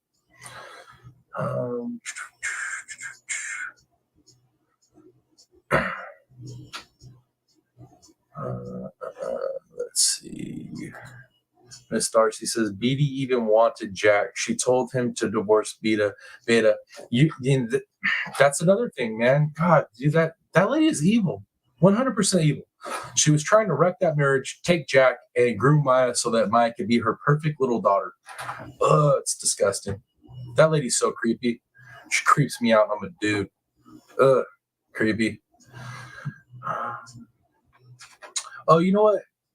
Thank you, Miss Julie Delp, for dropping those links. Let me go ahead and give some shout outs to my people that have donated already. Appreciate that for sure. Anybody that wants to donate to the channel, or if you want to donate to the studio, links are down in the description for the video and the description for the channel. So I want to go ahead and give some shout outs to the people that have donated already. Short list, y'all. Miss Sassy 7 and Miss Angela K this month are donators. And then my super chatters, my super stickers, we got BM with 4. We got Moto Mom 23 1, ZA with 1, Lori P with 1, Jeannie Ange with 1, Angela K with 1, Pat Gaines with 2, and Easy E with 1. And then my membership donators, we got Moto Mom with 20, and we got ZA with 5. And these are all for the month of November, y'all. So I just wanted to give those shout outs real quick because, well, you reminded me with those links, dropping them in chat. Let's see. Criminal said, I wish CBD should have faced criminal charge. I'm right there with you, Criminal Med. I will not argue that at all. BD and the other Wicked Witch definitely should have both. They both need time. Sam's Rock Collection. I took my child into the ER when she was 2 or 3 because she hit her head on something. She just had a bump, nothing serious. I was worried and got checked. The nurses asked, did you strike her? Man, how are they going to ask you, of all people, that, man? Just, you hear Sam's voice, Sam's Rock's voice, doesn't sound like a lady that beats her child. That is for damn sure. So Sam sounded so damn sweet, I don't even think she kills flies. So, horrible, Sam. I'm sorry you went through that. That's ridiculous. Thank you, Criminal Med. If y'all definitely, I think we get close. All right, guys, 39 likes. We almost there. Same right. They accuse the good ones, but let the ones that need the attention and let them be. Yeah, dude, it's so frustrating, right? They do. That's how it works out. It's like if you're a good, concerned parent, getting medical attention for your child, you could easily be singled out like Beta was, right? Or the opposite, where you're an absolute shit parent, your children should be taking care of you, and they don't, and then babies end up, we've covered enough of those cases. We all know what happens there, right? It's absolutely ridiculous. It's the upside down, y'all. We live in an upside down. That's I'm pretty positive nowadays. That's what it is. Miss Fred agrees 100. Yep. I mean, dude, how many cases have we covered where that exact scenario is, right? How many cases we covered where the parents should have been treated like Beta was treated, but they don't get treated that way, right? It makes no sense at all. I got her cardiologist fired.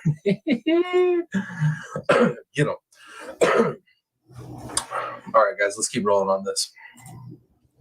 There aren't any. There was no reason to keep her there. There was no reason to keep her in the hospital. Maya should have been in and out, right? Right. So on this January 7th, Beata shows up to support her daughter. And you know what? I don't know what went on with Maya in terms of whether she was using bad language, and I don't care, because nowhere in this record before or after is there any sign whatsoever of her having done anything even remotely like that. And you've spent 8 weeks around her, and ask yourself, is she really the type to do that? Keep in mind, bro, I don't care if that little girl was dropping every freaking cuss word in the book. You know what kind of pain she was in? Man, come on, dude. Like, really? Hold that against a little girl who's going through that intensive pain, who's that highly medicated? Come on, where's your freaking common sense? Also, though, she'd had a steroid course for a significant period of time before this. You ever heard roid rage? And there was no paneling when she went in to figure out what she was on. And then she was put back on a bunch of narcotics. But it doesn't really matter because they weren't looking at the history. Something happened back there between Beata Kowalski and the team, who I still can't figure out. I think it was Tepa Sanchez. I think that Dr. Malik was back there. Some nurses. But something happened back there that ticked them off. They got... I'm sorry. Are we approaching?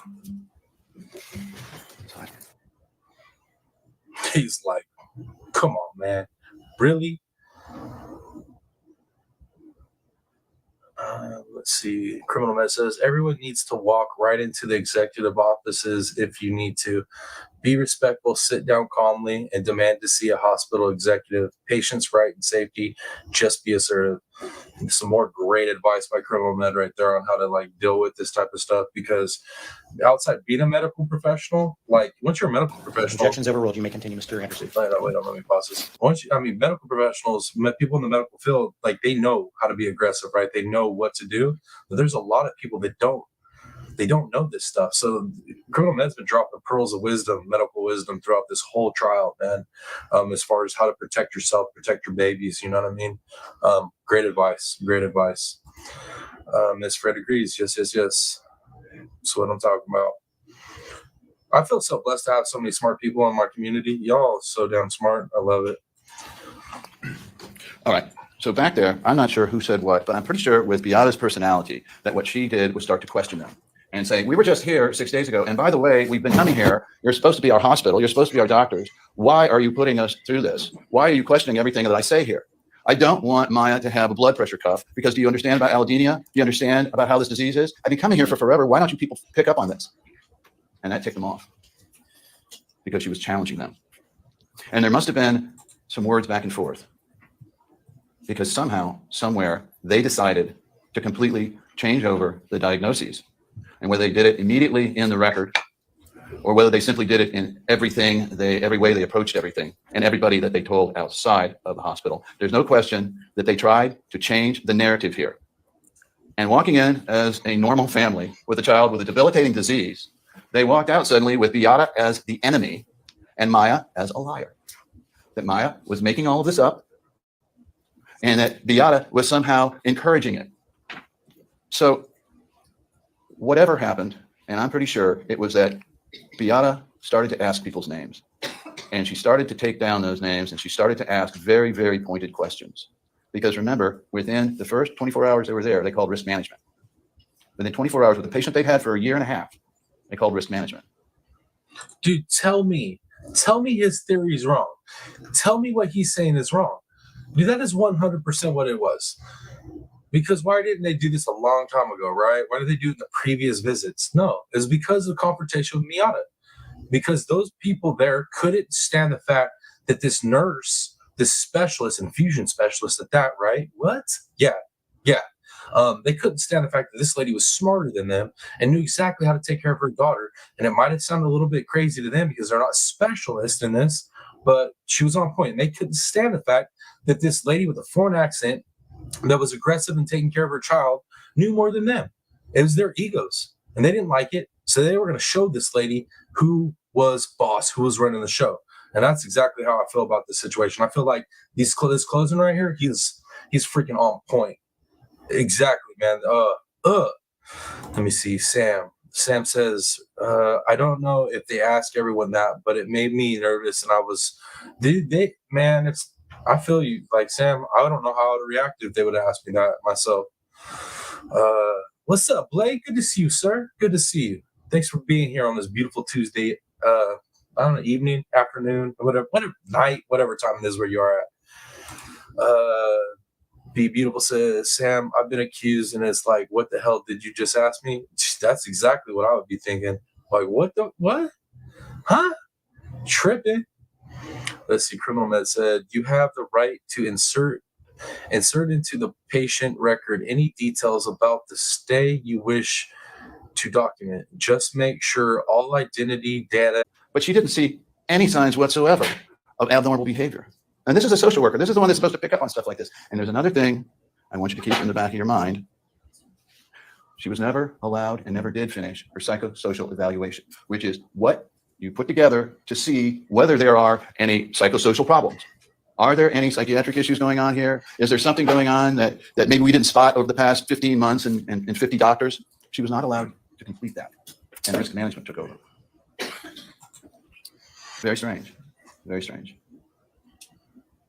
After that, what did we see? We saw Sally Smith brought in. What the heck was Sally Smith doing there? Why were they bringing her in? Why did they have her checking records on October 8th, the next day, without the Kowalski's authority, by the way, and without their consent and without their knowledge? Why was Because they have a superiority complex there at the hospital. That's why.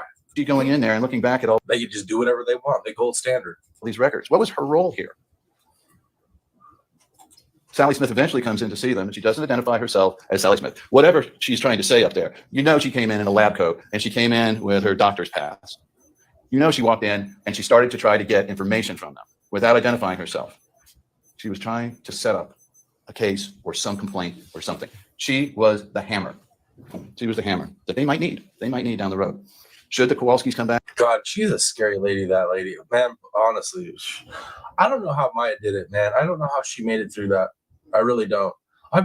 As a 9-year-old little kid, just imagine being 9, going through all that hell, and you got to look. These are the two scary ass ladies you got to deal with.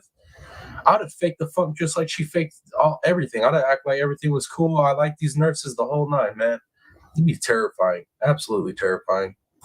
Make any complaints? Remember, this was a place where if a person complained, there was retribution. Dr. Corcoran, if a person complained, then there was a chance they could lose their job. Nobody was complaining of it. And that all got outed, right? That's all outed in those documents, man. The culture was no culture. That's what it really was. No culture. Down, and no one wanted to hear any complaints about them. And here was Beata taking down names. They panicked and they decided they weren't going to let this brusque lady with an Eastern European accent coming in and telling them how to do their job and what they could do and not do and what tests they could do and not do, right? They got really, really upset at being bossed around by this lady. And she was a nurse too, which made it even worse. By the way, why are they so worked up about Beata Kowalski, an infusion nurse, giving her child infusions? I never made the connection there as to what that's supposed to signify to anyone. Yeah, make sense, man. Oh my Lord. That's like the thing that makes the least amount of sense out of all this is the fact that she wasn't just some average ass lady. Wasn't just some average mom. No, she was literally in the medical field. It's too much, man. Ridiculous. Let's see. Criminal says 6 more likes to go to hit that 50, baby. Hit that 50. Come on, y'all. We could do this. 6 more. Let's do it. Let's do it. Sam says, I feel so bad for this girl. They treated her terribly. And her mother, I can't imagine. Yep. Miss Jeannie Ange, there you are. Good to see you, man. Thank you for being here. And thank you for dropping that. Y'all heard the lady. Come on, gotta hit them buttons. Get us to 50. Let's do it. So after that, you can see here, well, beforehand, you can see the times leading up to it. After this, there's a psychological evaluation on January 6, 2017 by Dr. Duncan. You got that back there. There's no problem found. They bring in Dr. Lewis, who was working for the state. He was not one of their doctors. He was working for the state. You got to look beyond what you're being told to see what was really going on here. Dr. Lewis, whatever Maya's saying, he's putting down what he wants to say to try to support a narrative. But even he can't bring himself to say that this is psychosomatic. He says you got to get a pediatric neurologist to look at this to confirm whether or not there's a physiological basis, right? So Sally Smith is in here, and all of a sudden Sally Smith starts running the show. She was an apparent agent. Under the definition that you're going to get, I want you to check yes on apparent agent if you agree that we've proven through the testimony of Elena Kushner, who also, amazingly enough, had an Eastern European accent and also had the same experience of Sally. Imagine that. Another lady that got discriminated against, essentially. I know it's a strong word, but that's what it sounds like. I mean, that sounds like discrimination to me. Miss Sassy, you in the bushes? Are you still awake, ma'am? I was hoping you was getting some rest. Trying to pull those out. You guys got to stop pulling those all-nighters, ladies. You can't be doing it. It's going to wreck you. Sally Smith coming in in a white lab coat, is starting to ask questions. No introduction. No, hi, I'm Dr. Smith. I'm here to help you. What can I do? Anything like that. No, probing questions to try to see what could be uncovered. The Kowalskis became the enemies. The Kowalskis had become the enemies, right? That's an interesting thought, Bees. Don't you ever wonder if some of those nurses were? That's a scary thought, Bees. That's a possibility. A very scary thought as well. Honestly, anything's possible. Anything, really. I mean, look at the stuff we deal with in true crime. I mean, it's a possibility. Let's see what else are you guys saying. Criminal med. This is what happens when you lose contact with your floor staff. You should know the janitor's wife, even if you are a CEO. Once again, I can't argue that. I cannot argue that. Sassy says, I'm awake but not aware of anything. Oh, that's what those all-nighters will do to you, Sassy. That's what they'll do to you. Too funny. Hey. And remember, this was a hospital that was under immediate jeopardy of losing its license, right? These people were worked up, and they didn't want anybody rocking the boat. But in any event, they talk the Kowalskis into staying. They tell them, we're going to help here, we're going to help there. And Beata says, no, we're going to go back like we did on the 1st to Dr. Hannah, and we're going to complete the ketamine infusions because you guys can't help us. No doubt Beata brought her in to see if there could be an intubation and greater amounts of ketamine to try to get her out of this crisis. And when they couldn't do it, she concluded, why are we here? And tried to leave. And she was told, well, if you leave, then you're AMA, and we're going to call security. And that's in the records. Sounds like a threat to me. I mean, last time I checked, sounds like a threat. Let me see. All right, guys. So the poll right now, do you believe the jury already came to a decision on the verdict? And like I said, we kind of speculate in that because of the questions that were asked, right? We have 18 votes. 72% of you say yes, 11% of you say no, and 17% of you say not sure.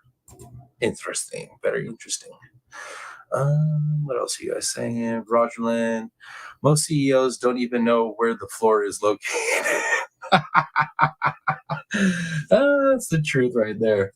So they were forced to stay. And as much as they try to dig around in the records, ask yourself, do you believe they really wanted to stay in that hospital when there was no reason to do so? Maya was not getting the care she wanted and the care that the parents wanted. You know, there's a lot of people watching this. There's a lot of people looking at this. There are CRPS patients. There are parents who have children in crisis trying to figure out what to do. There's a lot of people who are paying attention to what you're doing here. And in this instance, Objection is sustained. and it's important here to consider what was going on behind the scenes. So through the course of the time from October 7th up until the 13th, when this order was obtained, they desperately wanted to get out of that place, but were not allowed out of this place, although they tried to talk them into. Johns Hopkins did their best to try to convince the Kowalskis that, well, she's got withdrawal symptoms. She'll have withdrawal symptoms. We need to wean her down. Everything you've been doing is wrong. And you know what? The Kowalskis were at least listening to them. They didn't buy it, but they were at least listening to them. They weren't uncooperative about this. But it's messed up because the Kowalskis and Maya both did similar tactics with, they kind of felt like they were in a spot. So it seems like that in some situation they were saying what they needed, or they thought that the hospital wanted to hear. You could tell that's how it went down. Miss Fred, it is crazy to me how you get treated in a hospital, but when you start talking their language, I mean medical words, on how they change when they know you're yes indeed. Julie Doe, my lord, it's cold up here. I bet it is. And only gonna get colder, Miss Julie Doe. That's for dang sure. And Miss Julie Doe, send me your email in either messenger or text message. I need your email so I can forward you fraudulent stuff, because I'm not going to be able to send that in a text or a messenger because of that file size. So it's going to have to be in an email. All right, guys, let's keep going. all they wanted to do was get out of there and get someplace where Maya could be properly treated. That's the reason they came in. They had no reason to stay there. They didn't want Maya under this hospital's care if the hospital couldn't do anything more for them. That's called false imprisonment. And that's where you would check yes on that particular one. I'm skipping around here, but in your verdict form, it's interesting. You've got different events listed, okay? And you're going to be asked individual questions about individual events. And so this is one of them. Another one is when when Kathy Beatty and company pinned her down on January 6th. That's another one. Right. Let me see. What are you guys saying? Snowing already? It's already snowing up there? Jeez.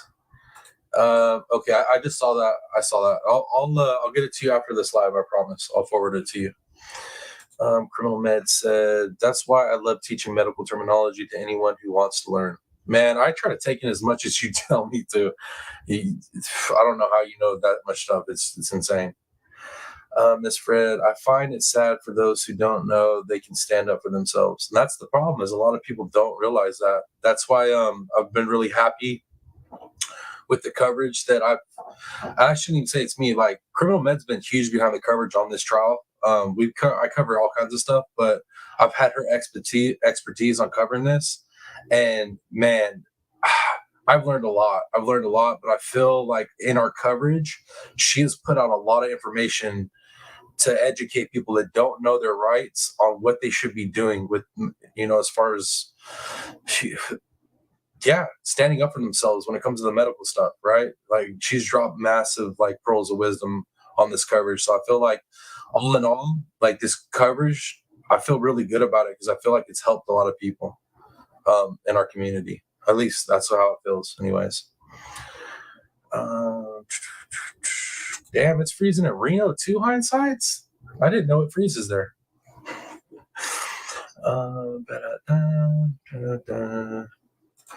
Let's see. Yep, all along the mountain ridges from north to south. Dang, I bet you that looks beautiful, though. Bet you it looks pretty up there. Let's keep going, guys. He's right. I need to talk about the suicide. I'm interested here in the circumstances living up to Beata. Her motto was live with passion, right? And she had everything in the world to live for. And she died with the same passion. Consider the fact that she came from a communist country and saw her father dragged out of the house by the powers that be, right? Beata Kowalski gave her life for her child because she knew Beata was prescient. She knew something was going on in that hospital, and she had been told repeatedly about how her daughter was suffering. And she knew enough to just listen to her daughter. And you heard the phone calls to know what was going on. And every time somebody saw her daughter, any of the neighbors that got in, any of the priest, anyone else who got in, she was pumping them for information. She knew exactly what was going on here. And so as Maya started to get worse and worse and worse, the anxiety of Beata went up and up and up until it came about finally that Beata determined, unless something drastic was done, there's a pretty good chance her daughter was going to die in this hospital. Why? She'd already seen a friend's daughter die from CRPS. CRPS can kill you. And in this instance, where you've got someone who is becoming so weak that they're laying down and they can't even hold themselves up, you're subject to blood clots that can go to the heart and kill. And that's what Beata was concerned about. There was retaliation against me because they knew I was going after the ICU. Filing charges with me with DCF automatically makes them automatically immune. But what it says here is that Beata knew what was going on with her daughter and knew she had to do something drastic. She knew they were retaliating against her. That she knew that she was the key. If she was in the picture, Maya was never going to get out of there. And it was likely that Maya was going to end up in some kind of foster care and in some situation where she would be even worse. Objection. That's in the Legal basis? The legal basis is the immunity. We're not responsible for it. I've already instructed the jury on that. Tell him, Judge. Tell him. Sit freaking down. Hindsight says, we moved a couple miles away from the river last year to the Reno Hills. We were snowed in the first week. All winter, nothing but snow. Damn, I didn't realize you got snow there like that. That's crazy. B says 47 and no snow yet.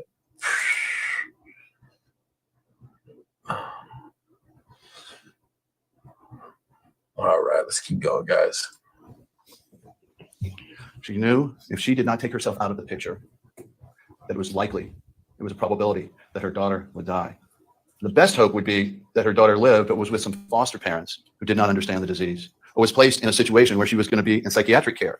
And the rest of her life, Beata knew, because she was a nurse, that Maya would be followed through her entire life, dogged by these allegations that somehow there was a psychosis going on.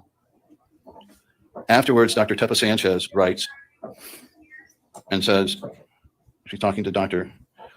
Laura Vos at this time. I learned today that ketamine girl's mom committed suicide yesterday. Sorry to say my prediction was correct. That means it had happened before.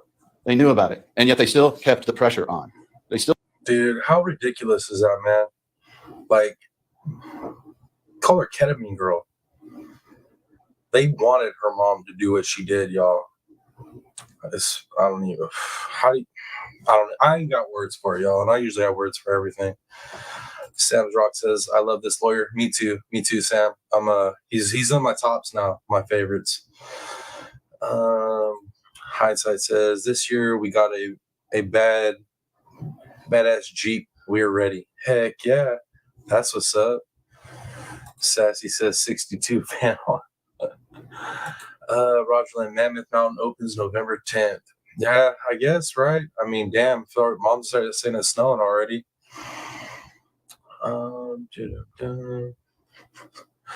Miss Fred, I have several things wrong with me and end up in the hospital frequently. I am glad I have power. I'm glad you know your power, Miss Fred. Nothing sadder than mama feeling that hopeless. As a dad who actually likes being a dad, who I could, man, I'm telling you, things could go real sideways real quick for me if you're talking about my babies being in trouble or somebody doing something to my babies or me in the same situation. Yeah, one of my homies is gonna have to cover my case. That's for damn sure. One more like for that 50. Are we for real? You ain't lying. There it is. Holy goodness. That's what's up, guys. Thank you guys so much for smashing those buttons. I know you guys hear it all the time. It helps the algorithm, but it really does, y'all. It really does. Let's see. Sam says, I can't believe they called Maya that. That makes me so mad. Me too. They would call her ketamine girl behind the backs, you know what I mean? And they it was constant about, going in on her mom. How her mom was mentally unstable, and they all, thought that this is what she was going to do, and it's just ridiculous. Lori P, I'm here snuggled in the bushes watching. Appreciate you for being here, watching from the bushes, Lori P. Chronomed, any executive that speaks like that should be walked out. No arguments. Miss Sassy said, hi, Rooster. If you're still in the building, Rooster. Roger Lynn, the way they treated Maya was criminal. I agree. I 1000% agree on that. It's been like that for a couple of years. Last winter, we only got, climate, seasonal changes, man. Some stuff's happening with our weather. That's for damn sure. Lord, just, all right, guys, let's keep rolling on this. Let's keep going. Still kept the pressure on Beata. Oh my God.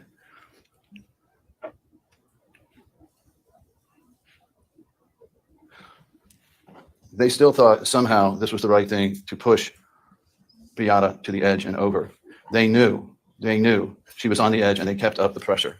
There's no question but that this suicide was caused directly by their actions.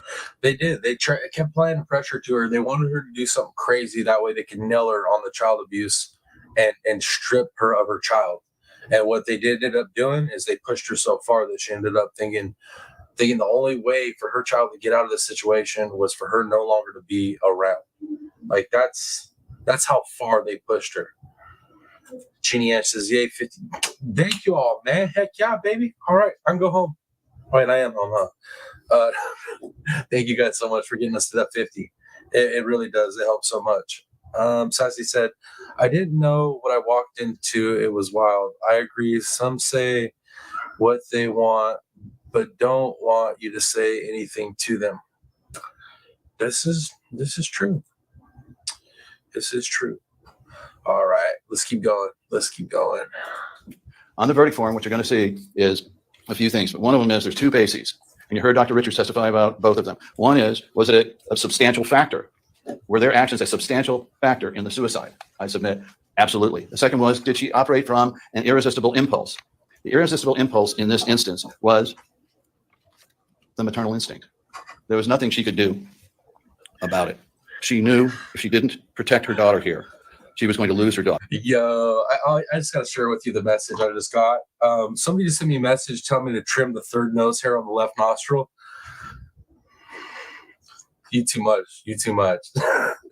And Beata knew also, she thought through the effect of her being out of the picture. She knew it'd be tough on Kyle. She knew it'd be tough on Maya and Jack. But she figured having Maya alive was better than losing Maya.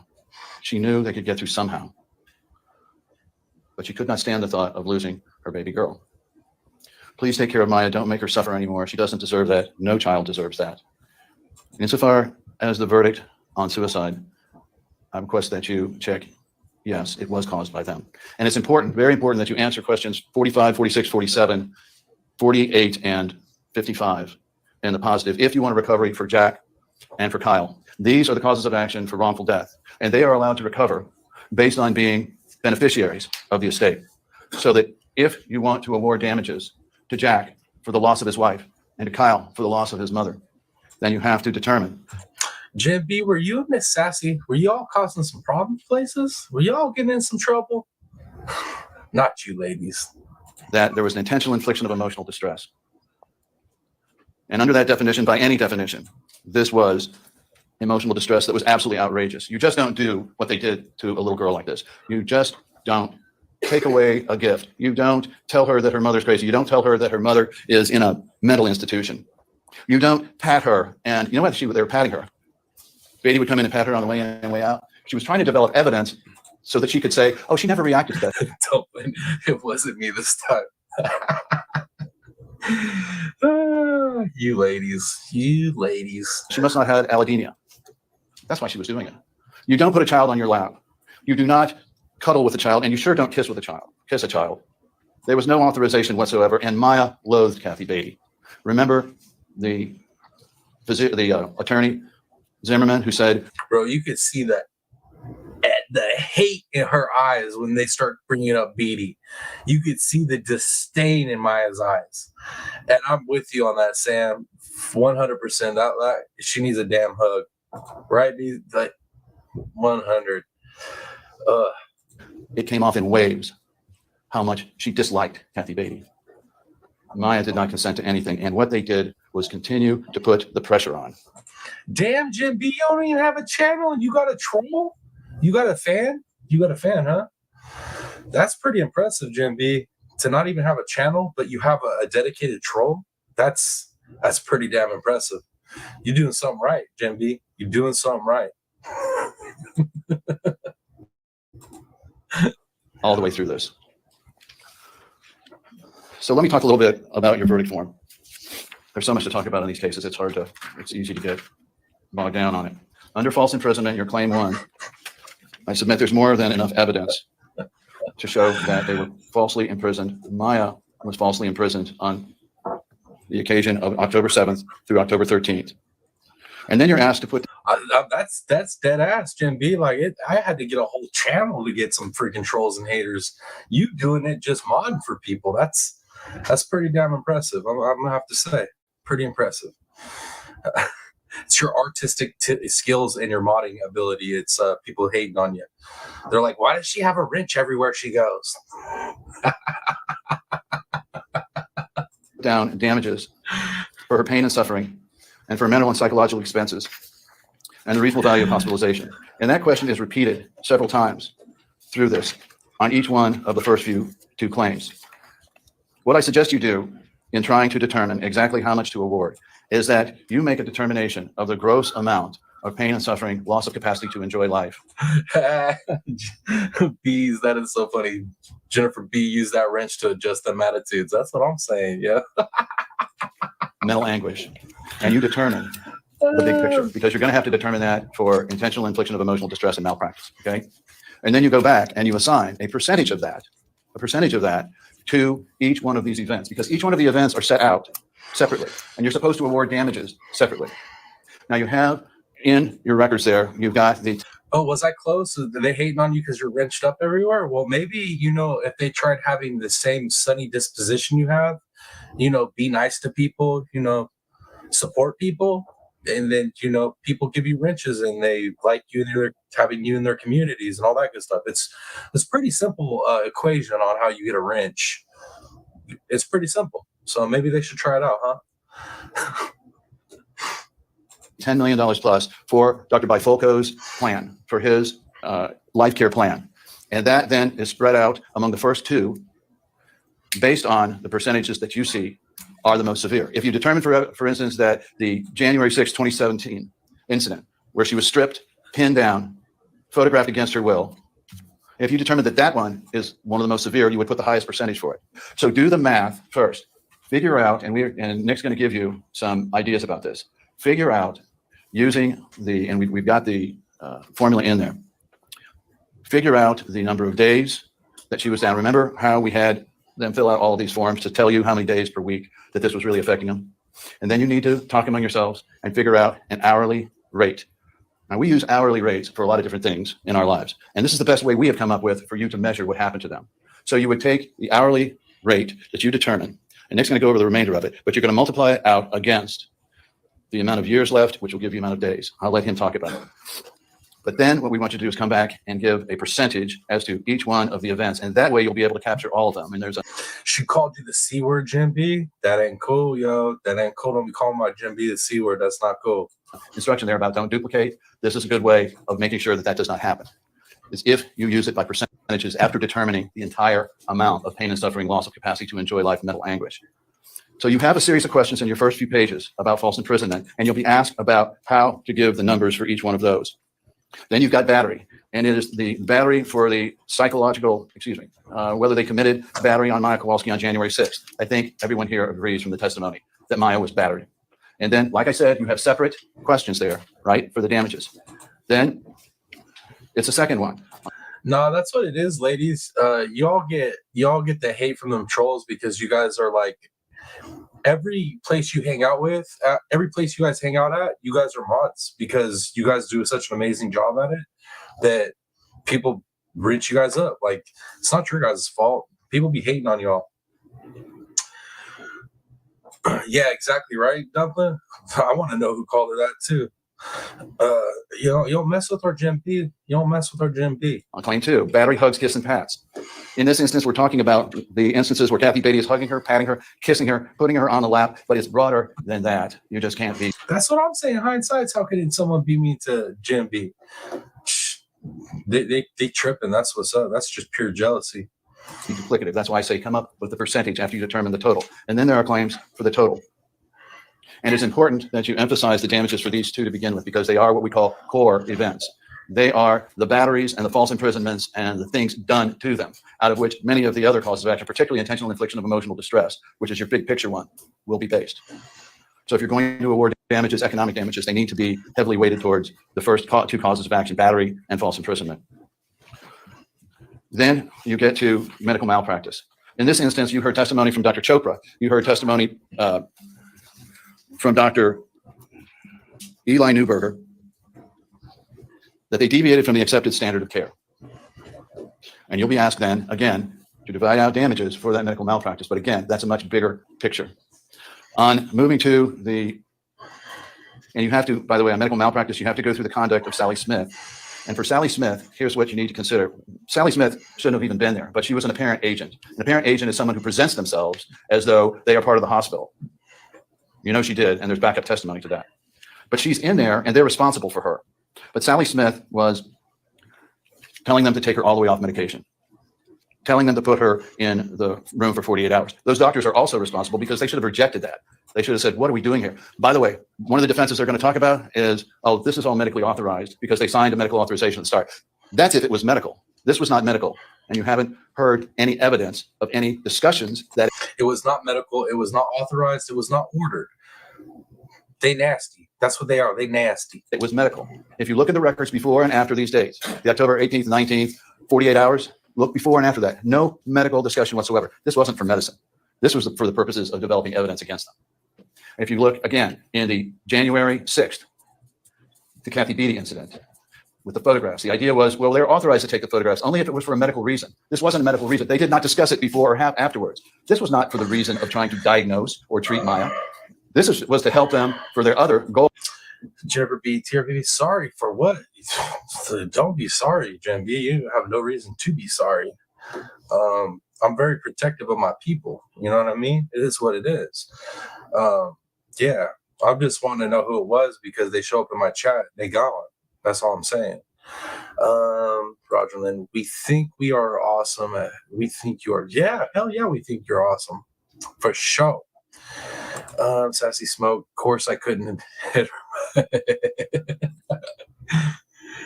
All right. Yeah, I saw that. Both Roger Lynn and Mom, I saw y'all post that too. We at that 50. I appreciate y'all so much. Smash them little buds. Jen, let me know who through TRPP that word is not to be used. Yeah, Jim B, you can let me know through Messenger who that is because I ain't cool with that. Yeah, I ain't cool with that at all. Yeah, so let's keep rolling. In this case, was to frankly take things out on the Kowalskis. On fraudulent billing, claim 4. This has to do with the amount of money that was billed for CRPS when they denied in everything else that she had CRPS. Now they're going to try to mix that in here. Don't let them. The CRPS, in every way outside of that billing, they did not treat it as CRPS. And they represented to the outside world that it was not CRPS. And if you go to the discharge summary, you'll see CRPS is not listed. So what they did is they billed for a bunch of stuff that they actually did not do. They weren't treating her for CRPS.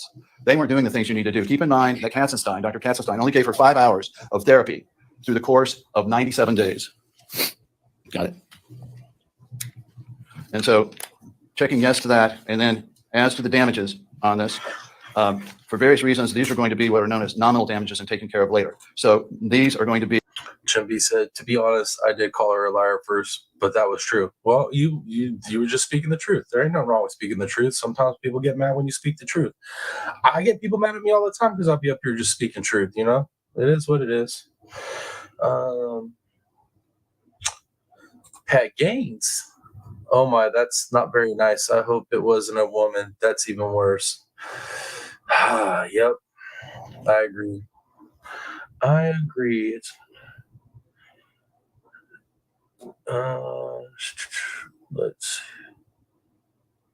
let's see. Oh, hey, what's up, PCT? Good to see you, man. Thank you for rolling in and smashing that button. I appreciate that.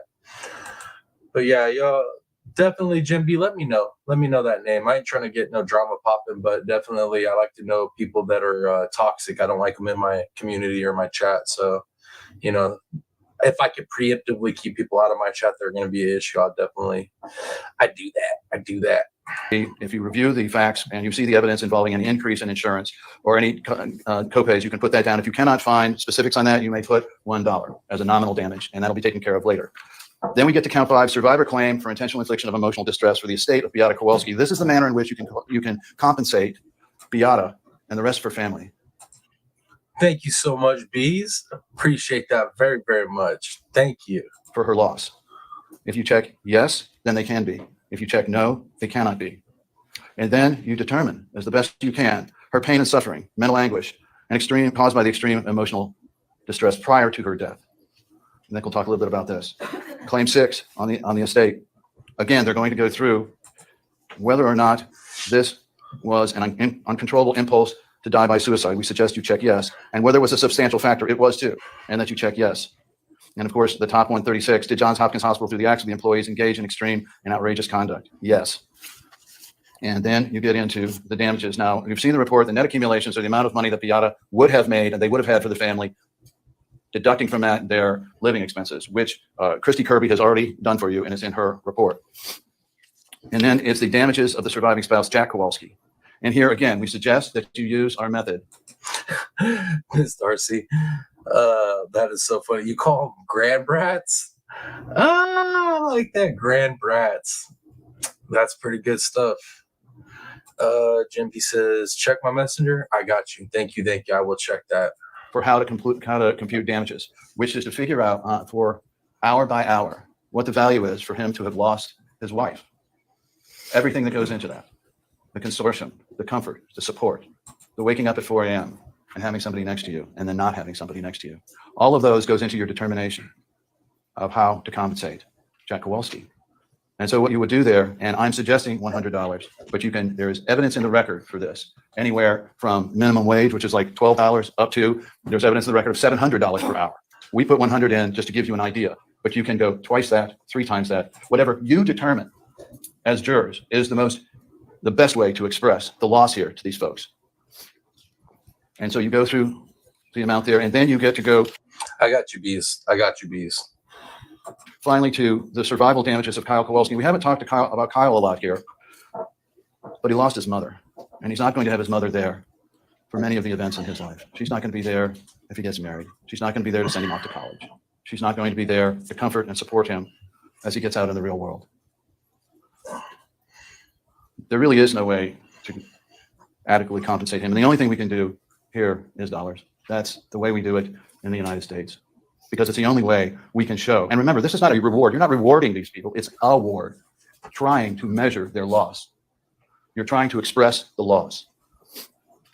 And then the intentional infliction of emotional distress of Maya Kowalski. Miss Darcy, yes, TPP at bedtime, wind down. She is a grand brat, puts her poor mama through hell. I got 3 daughters. I've been through it. I know how they could get for sure. Right. Maya lost her mother. I don't even know how to begin to describe that. Maya will be affected the rest of her life. You have life tables that'll tell you how long Beata would have lived and been in her life. She will not be there to help Maya pick out her bridal gown if she ever decides that she wants to get married. She will not be there when the stresses and strains of life are there. Man, she will not be there at the other end of the line to pick up the phone and talk to you. She is not going to be there when Maya needs her most. And for that, you have to find out. You have to look at the evidence and use your own life experiences to determine what that value is. And again, I suggest you look at it by the hour, and then you go back and you multiply that by the number of hours per day and the number of days per year against the total life of Beata Kowalski. That means the amount of time in Maya's life.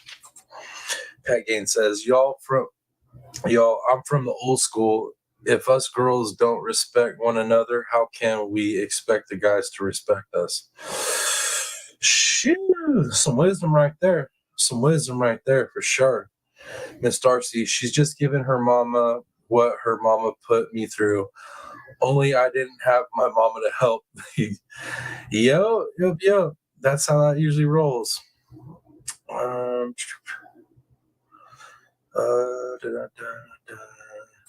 Let's see. Why is it worse watching the second time around? Because that's how it is, Miss Darcy. That's why I like watching it twice with y'all. I watch it the first time, then I'll watch it again the second time. Is you take more inflection out of the words, especially if you're seeing the bodies, the facial expressions. It hits a whole lot harder. Definitely.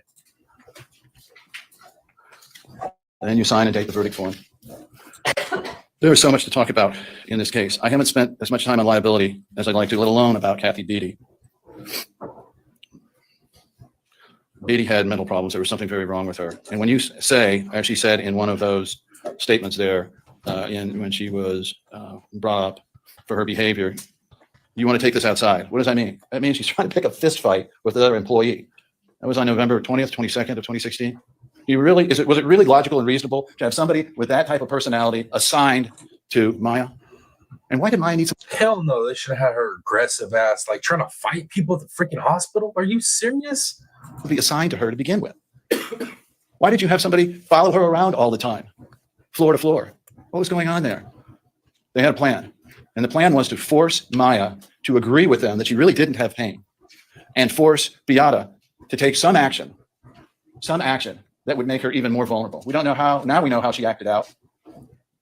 But they were hoping for some outrageous action out of Beata that would give them even more power over the situation. I submit to you that Beatty wanted Maya for her own. Mr. Anderson, you have consumed 1 hour. I'll come back and talk to you a little more. I'm going to let Nick talk for just a second. I have a question for y'all. Okay, so tomorrow, besides the verdict, right, there won't be anything to cover in this trial. And I kind of want to cover this trial while waiting for the verdict tomorrow. If it doesn't happen before I get off work, that is. I'm kind of thinking maybe we'll finish up watching the closing arguments for the plaintiffs. And maybe tomorrow we'll jump on and we'll finish up the closing arguments for the defense and then the rebuttal with the plaintiffs while we're waiting for the verdict to come in. That way we're like on top of the content that, it just makes sense in my head. I don't know if y'all are down for that. Give me some ones in chat if you guys think that's a good idea. We'll watch the defense's closing tomorrow while we wait on the verdict, because it'll give us something to do, to hang out and just something to listen to, something to chat on, something to chop it up over. What do you guys think? Give me some ones in chat if you guys are cool with that idea. I know I can put it in a poll, but it's just easier if you guys give me some ones if you're cool with it. Let me see what else you guys are saying.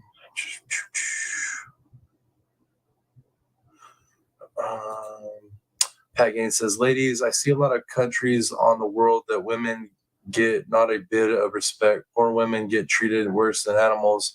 I feel awful for them. That's true. American women, I think a lot of American women don't realize most Americans in general don't know how great they have it. But that right there, you ain't lying, Pat Gaines. Women in other parts of the world have it way, way, way, way, way worse. Sam says, wow, this lawyer is so awesome. I know I said that already, but he's great. You could say it over and over, Sam. I agree. Sounds good. All right. Y'all cool with that? So yeah, we'll finish up this part of the closing, the plaintiff's closing. We'll finish up. And then tomorrow we'll listen to defense and then the rebuttal. And then we'll get into juror questions. And there might be even more juror questions. But and then tomorrow we'll cover the reread too, before they start to deliberate again. Yeah, sounds good. I think that'll be a good way to do it. It gives us something to chop up for sure and talk about. And then tomorrow, all you ladies and any gentlemen that are in here that want to come up on the panel tomorrow and give your opinions, especially my medical people, we'll do that. That's a good idea for tomorrow. I like that. Sounds like a good plan, y'all. Yeah, I'm down with that. Sounds good.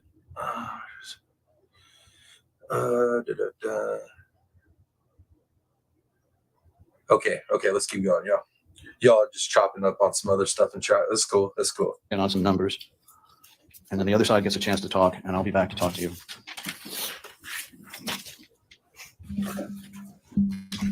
And this number part right here, the numbers, this is important. And this is what the jury's wanting information on, the numbers right here that he's about to go over.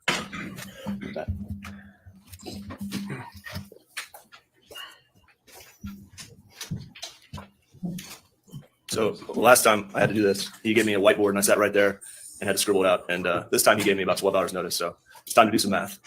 And now he's left me 10 minutes to do it with you. So here we go. I'm here to give you, it's a difficult task to decide what justice is here for the Kowalski family. So I'm here to give you some formulas using a $100 an hour figure based on the testimony of Maya and Kyle and Jack. And I'm gonna put some big numbers in front of you. That's what justice requires here. So we'll start. First, I want to take a look at the verdict form, claim 2, battery, which is page 8. Pat Gaines says, we are very blessed to be in a free country. 100%, man. Patriot for sure here. And I'm looking at question 18. Now, January 6, 2017, you have conclusive, uncontested evidence in the record that on that date, there was a battery of Maya. And over her objection and tears, Catherine Beatty admitted that unfortunately they went ahead and did it at the direction of risk management. And question 18 is where you award damages for each of these categories. That's why I'm focusing on each of these. You make separate calculations. Pain and suffering is its own. Mental anguish is its own. Loss of capacity for the enjoyment of life is its own category. And each of them are going to be calculated for the past and future. And I recognize some of you probably have mathematical skills better than the others. So I'd ask you to lean on those folks as you're back there with a calculator trying to figure this out and do what you need to do to deliver justice. So let's go through some examples of how you would calculate for each of these categories. If you pull up slide 57 to begin. What this bucket of different categories I've just described here and pointed out to you, we've called them human damages. And so we're going to talk through not all of them because you have to do this for each claim. There are 2 separate battery claims. There are 3 separate false imprisonment claims. There's intentional infliction of emotional stress for Maya. There's medical malpractice. For each of these, you have to do this calculation. And then as Mr. Anderson was saying, once you come up with your total figure, then you decide, this PTSD and what Maya's suffering with, 50% of this was due to, and it really focused on this battery on January 6th. I don't know. That's your job. That's your job to allocate once you have this final number. We go to slide 59, please. I'm going to show you the first calculation here. All right. Maya Kowalski testified that she experiences and has experienced mental anguish 15 hours a day on average if you take a good week and a bad week. Since this horrific saga ended at Johns Hopkins Children's Hospital, it's been 6.82 years. You can check our math on that. That's to the day since she was discharged. And if you apply the rate of $100 an hour to her past mental anguish, you get to this figure of $3.7 million. That's the past figure. That's the past mental anguish. Mental anguish is one of the categories under battery for the question 18. Now we have to do the same thing for the future. And you'll have the life care tables back there with you there at exhibit, the mortality tables, exhibit 2060. There's page 002 and there's pages 47 to 50. So you can check that our economist, when she came in here, and what we're representing to you is Maya's life expectancy from those mortality tables. So we do the same math. We take the hours per day that Maya experiences mental anguish. Let me see. A criminal med said, we really want to see a huge number here to affect change. We need to get healthcare back to a patient, doctor safe and happy encounter, assuring the longest life possible. We have to. I'm with you, criminal med. This is important. This is important. And this is what the jury's want to know about is these numbers right here. That's why I'm pretty sure they've come to a verdict already. They're just trying to figure out how many zeros that they're about to get. That's my opinion. That's my speculation. And that's what I'm praying for. We take the days per year, we take the years remaining in Maya's life, and we multiply that by $100. And you get a figure of $34.8 million for Maya's mental anguish. And if you go advance one more here, you'll get a total for her past and future mental anguish. Then you allocate that among the different claims. If you'll back up to slide 55, please.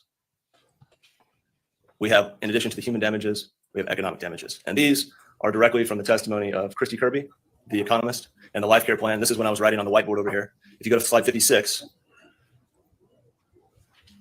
this is the essence of what Christy Kirby told you. At a wage or an annual earnings of approximately $100,000, which we would submit to you underestimates Maya's potential before this all happened to her. The loss of earning capacity is $5 million. And then you have future medical expenses. And this was based on the testimony of Dr. Bafolko and then Christy Kirby coming in and giving you the present value calculation. $10 million. So now you have economic damages to Maya Kowalski of $15 million. And you'll see this ability to compensate Maya Kowalski for her future medical needs and her future loss of earning capacity in several different places. For example, you'll see the ability to compensate her for future medical expenses in question 17 on the verdict form. Then I need to go to the verdict form for just a moment to look at question 34. Ruby Joy at Jim B, at Jeannie Ange, at Sassy 7. Each of you are very important. We need you and we love you all. I second that, Ruby Joy. I second that. I like that. I can get with that message right there. Pat Gaines says our grandmothers had it way, way harder than us, and my granddaughter has it way better than I did. Wheels moving forward, not backwards, hopefully. I like it. I like it. Thank you, Miss Jeannie Ash, for dropping those links. I appreciate that. Appreciate that. You know what? That's another thing. Big, massive, huge, gigantic shout out to our boy K Mac. Y'all know K Mac 661. You know my boy, right? Y'all seen him. He pops in the chat ever so often. Even if you don't pop in the chat, guarantee one of those numbers from the bushes. That's him probably watching, putting them watch hours up for his boy. But big shout out to K Mac. I don't have it. I just literally, he brought it to me right before I went live. But he got me a new computer chair for the studio, and he got me a new green screen setup, bro. And like I said, I didn't have time to set it up for this live. Huge shout out though. I'm super excited. That's the first. It's the first part of like, that's the first donation to the studio, like actual studio equipment. And guys, if you see what I'm sitting in right now, it hurts. It hurts, and I got back problems. So, dude, I'm super jacked about this chair. And the green screen, oh my Lord, y'all see my thumbnails. Now I get to create a background, same style. I'm so excited, y'all. So massive shout out, K Mac, brother. I appreciate you so freaking much. Let me see what else you guys are saying in chat. Criminal Med, realize also that this hospital put liens against the Kowalski's home and property for healthcare bills owed. I didn't know that. Criminal Med, I didn't realize that. Are you serious? They did that? They're so disgusting. T says, Jim B, sorry you were called that. It amazes me that adult behavior and name calling. I have never seen you speak anything but the truth and have always been the sweetest. Right? Jim B is hella sweet. I've never seen her like, and even if she has to address something like as a moderator, she's always super polite about it. Trust me, man. Like, there's a reason why, like, there's a reason why I know who's good in my community, because dude, I've been around y'all long enough to know, and Jim B is definitely solid people. Roger said, make the rate 300 an hour, then the payout would be near 100 mil. That's what I'm talking about, Roger. I like where your head's at, brother. I like what you're thinking, Roger. See, Criminal Mess said that is what I think. Yep. Hell yeah. You got to hit them hard, man. That's literally the only way you can affect change is by monetary impact. If you don't vote with your dollar, there is no change. In a situation like this, if you don't hit them in the pocket hard enough, what's the point of changing? They got to get hit that way, or else it don't. That's what's yeah, he did, man. He rocks. My boy is always. That's like I said, guys. That's my best guy friend. Like I work with him. We've worked together for years now, years and years. He's always taking care of me, always looking out for me. Like very few solid guys that are around our age from our generation. That and he's one of them. That was awesome to be very kind. Yeah. When he sent me a picture too of it, what he got me, I was like, bro, I can't. It's too much. And there ain't no telling him, hey, you can't do that. He's just going to do it and tell you, it is what it is, bro. Jim B says, Tennessee sweetheart, thanks. I try to be polite to everyone or keep quiet when I can't, but she shouldn't. Hey, you was sticking up for people. You know what I mean? That is what it is. Yep, we'll take part of award. Damn, that is so crazy. Lori P says, I love this chat. Love you too, Lori P. Heck yeah, I love this chat too. I'm like I said, it's like one of the biggest blessings is having this community to come talk to you every day, hang out with you guys, chop up true crime and stuff. I got the best people here. I'll argue anybody with that right there. My community that's it. Chippy said, I'm sarcastic, yes, a lot, but it's in fun, not to be mean usually. No, like, honestly, I've never even seen you be like that sarcastic to where it's like offensive. No, not even. Criminal Med says, these same executives will show up at a hospital near you. Beware. Right? Once they get rolled out of Johns Hopkins, they just get rolled into another facility. Damn, that's so true. Tennessee said, Jim B, you are only human, and like anyone else, you have a breaking point. A person can only take and hold their tongue for so long. That's real right there. That's some truth. Yeah, much love, Lori P. All right, guys, I'll continue. In 30 and in 36. And Mr. Anderson discussed this for a moment, but well, I don't know about that, Jeannie Ann. You can be mean. I don't know about that. I never seen that. I ain't never, and even like Jeannie Ann, I've seen you have to deal with stuff in chat, right? Like, and when I say like not my chat, but like Dolly's chat, dude, you're even polite to people when you're having to explain to them like, please don't do that. Like you're still polite. Luis, good to see you, Luis. That's what's up. Good to see you here. Hey, I haven't been getting your notifications for the live the past couple of days.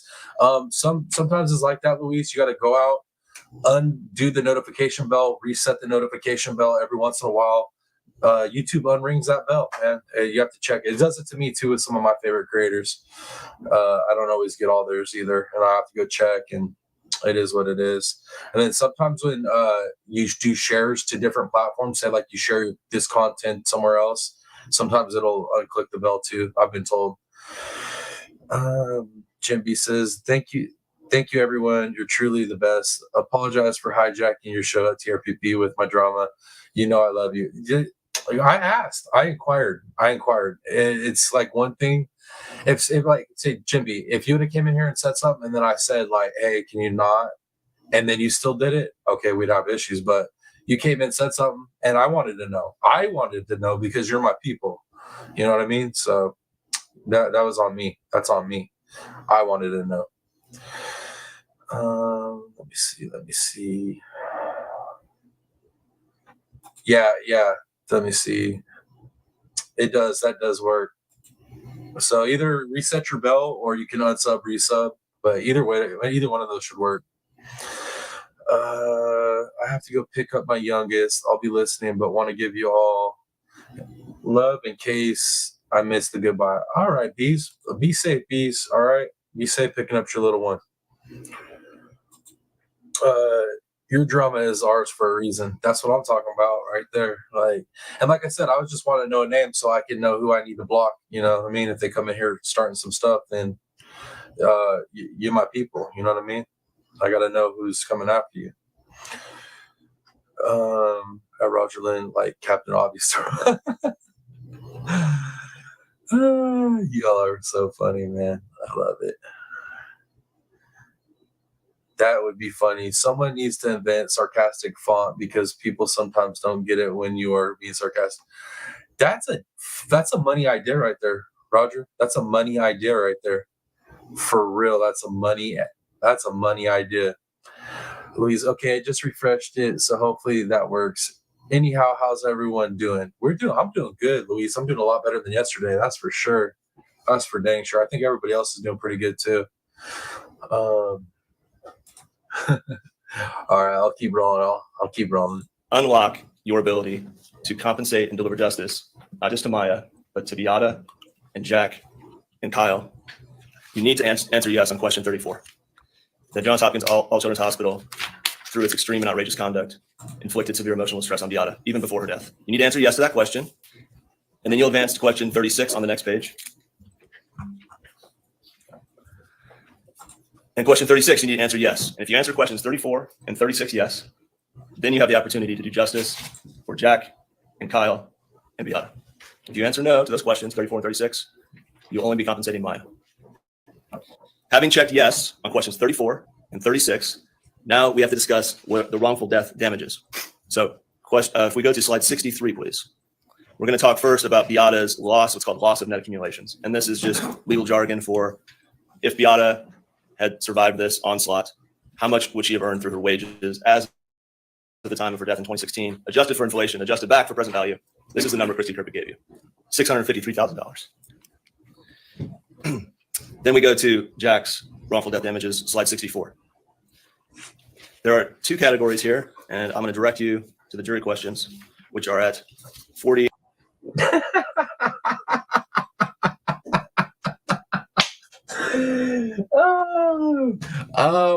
Oh my Lord, that was so funny. How's this work? Too much?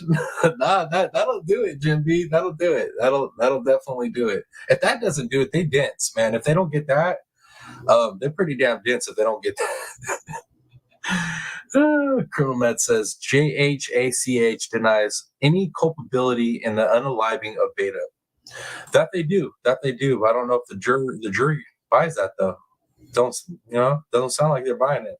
8 and 41, if we could put those up for just a moment. Sorry to switch back and forth on you here. All right, right there. Questions 40 and 41. The damages for Jack Kowalski for the loss of Beata. He has two primary categories. The first is the loss of her support and services. This was, again, a number that Christy Kirby calculated for you based on something like a wage of $20 an hour for her helping get the kids to figure skating or taking them fishing or doing laundry or cooking, those types of things. And that number I'll show you in a moment. I also want to show you that under 41, you get to compensate Jack Kowalski for the loss of Beata's companionship, what Mr. Anderson was just referencing about not being able to wake up next to his wife. So if we go back to slide 65. All right. As I mentioned, Christy Kirby did the math. I said $20 an hour is $20. Louise says, that's good. Last night and today has been kind of a crap day for me, but it's just getting a little better now that I caught you live. So we are going over the my case. Well, one, I'm glad your day's getting better now that you've caught the live. I had a really rough day yesterday, and this morning was but I feel you. I feel you.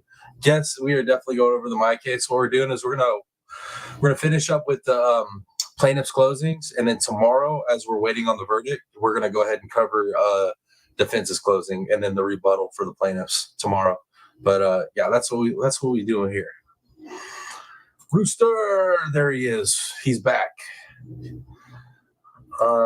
Thank you, Miss Jeannie Ange.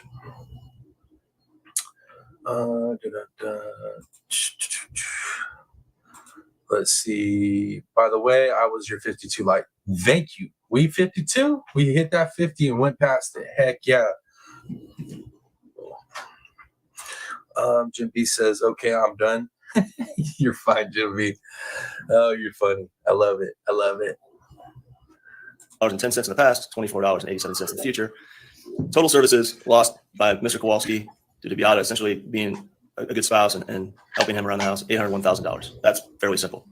Next slide, loss of Beata's companionship. Now we get into calculations that are similar to what we did with Maya for her human damages. Jack has shorter life expectancy. We're using the same $100 figure. So the numbers are a little bit lower for Jack because fortunately he doesn't have as long to live. So if we show here the past calculation, he testified again to 14 hours a day. We get $3.4 million for losing Beata's companionship. And then if we go to the future, again, this is based on. Miss Fred says, I was called a brat by charge nurse. Y'all, I got stories. I got a feeling like tomorrow's live stream is going to be pretty good.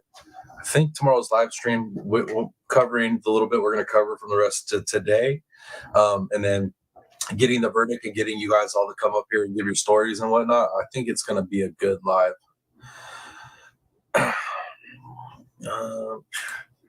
Let's see. Julie Doe. Okay. I just read Rooster's comment in Jones's voice.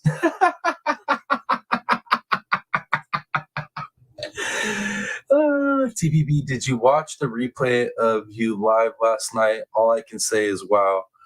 I can say more, but we'll leave it there. Oh, you can say whatever you want, Tennessee sweetheart. You can definitely give your opinions on it, but it was definitely yesterday. Yeah.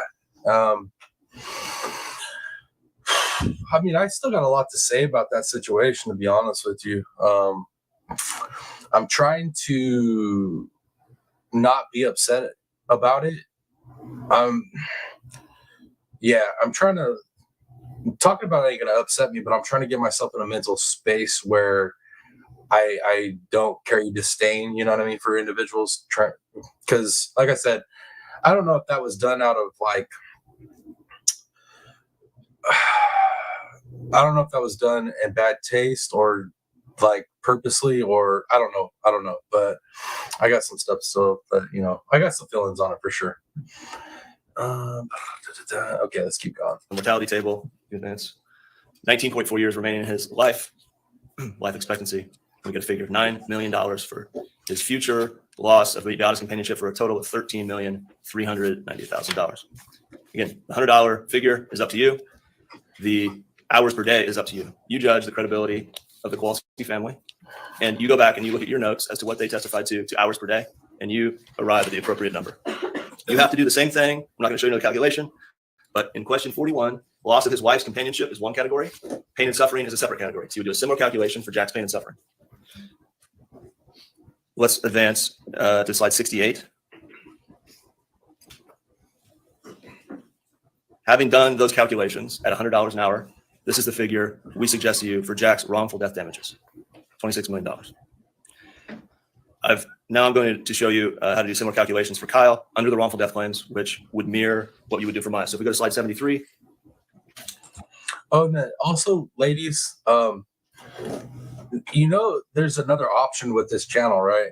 I've given you all an extra option for this channel. Now, let me explain what I mean by that, right? I know a lot of y'all panel other places, and you're very social on the YouTubes, right? And granted, I don't really want the drama per se in this chat here on YouTube, but there is a whole nother stream over on Rumble, right? You guys get what I'm saying, right? So if y'all have to have some conversations, y'all really want to have some conversations that probably should be in the chat here, y'all can go to Rumble and have those same conversations if you get what I'm saying. So I've given you multiple options where y'all can really chop it up and feel free to do it over there. If you get what I'm saying, y'all. You know what I'm saying? You know what I'm saying?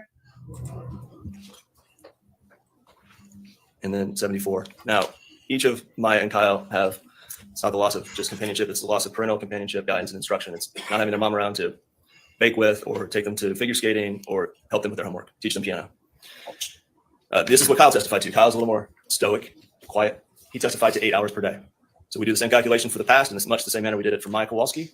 And for loss of parental companionship, we get to $2 million in the past and in the future over his life expectancy, not having a mom and thinking about those 3 months for the rest of his life. And that day that he saw his mom in the garage, $17 million. And then total for Kyle Kowalski, and this is your only opportunity to compensate. You got me, Jim V? Now you get me, right? Now you get me. Hey, what happens on Rumble stays on Rumble. You know what I mean? Unless some other people want to go over there and start watching it and see what y'all are saying over there. I'm just saying, what happens on Rumble stays on Rumble. I have no control over there, really. You know what I mean? I'm just saying. You guys like that, right?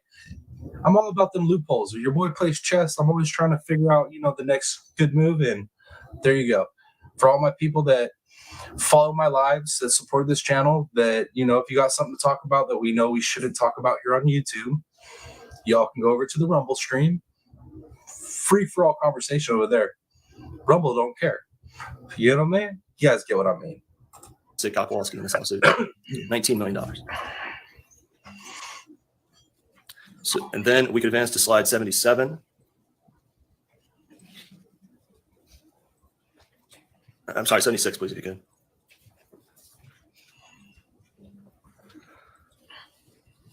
Is this 76? All right. Having performed those calculations for the 2 categories available to Kyle in this lawsuit, we submit $36 million is a starting point at $100 an hour. And next slide, please. And then we would total up the wrongful death damages. You know what? I'm going to skip these. Go to slide 78, please. Having used this construct, used this math. I bet you all were wondering, man, I wonder why he set up that multiple streams. I wonder why he's building the platform over on Rumble.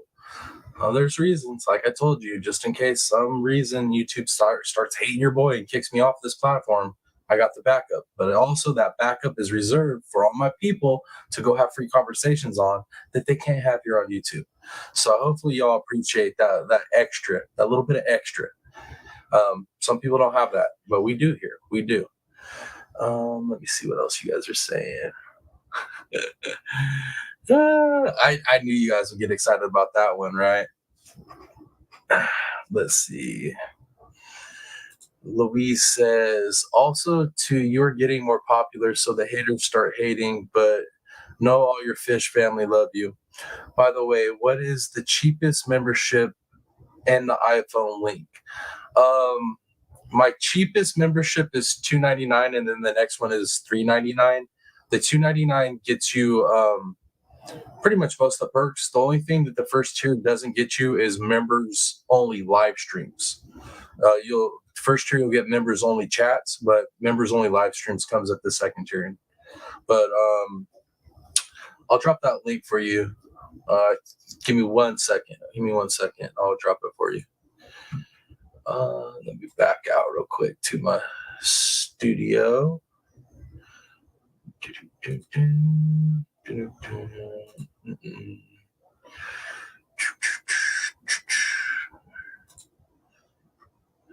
Oh, what is that? No.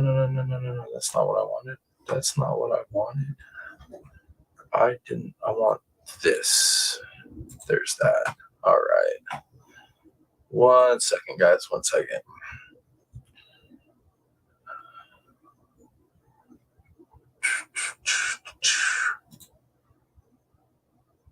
All right. Just getting back to the studio. Let me see. All right. This should be the link right here, Luis. I appreciate that.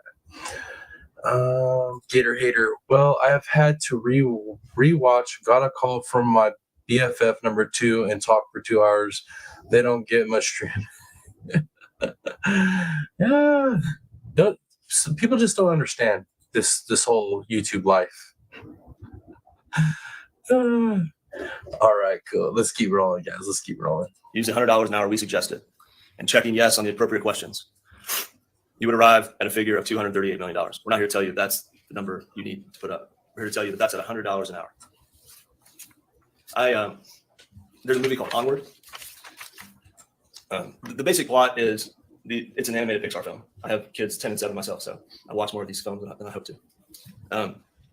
Two boys lost their father, and they spend the movie attempting to bring back their father for a moment through magic and spells and a treasure hunt. And at the end, they're successful. The $100 an hour figure we submit to you, if any of these three had an opportunity to pay $100.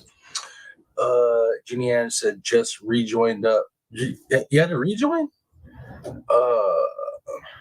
Well, thank you for rejoining. Did it like kick you off or something? Let's see.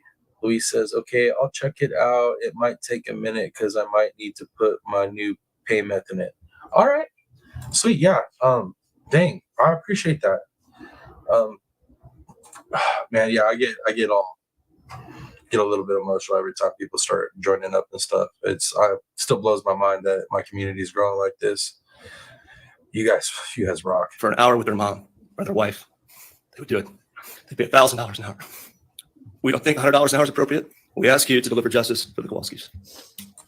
Yo, man, his voice. Y'all hear the emotion in that man's voice? Oh, I like these guys. I like these attorneys, man. This is some damn good attorneys.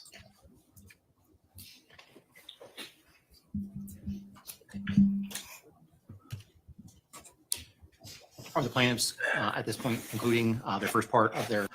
Man, I got 16 of y'all over on Rumble watching. Much love, Rumble crew. Much love to the whole Piscine gang over there on Rumble crew, stirring it up in chat, man. Much love, y'all. I appreciate that.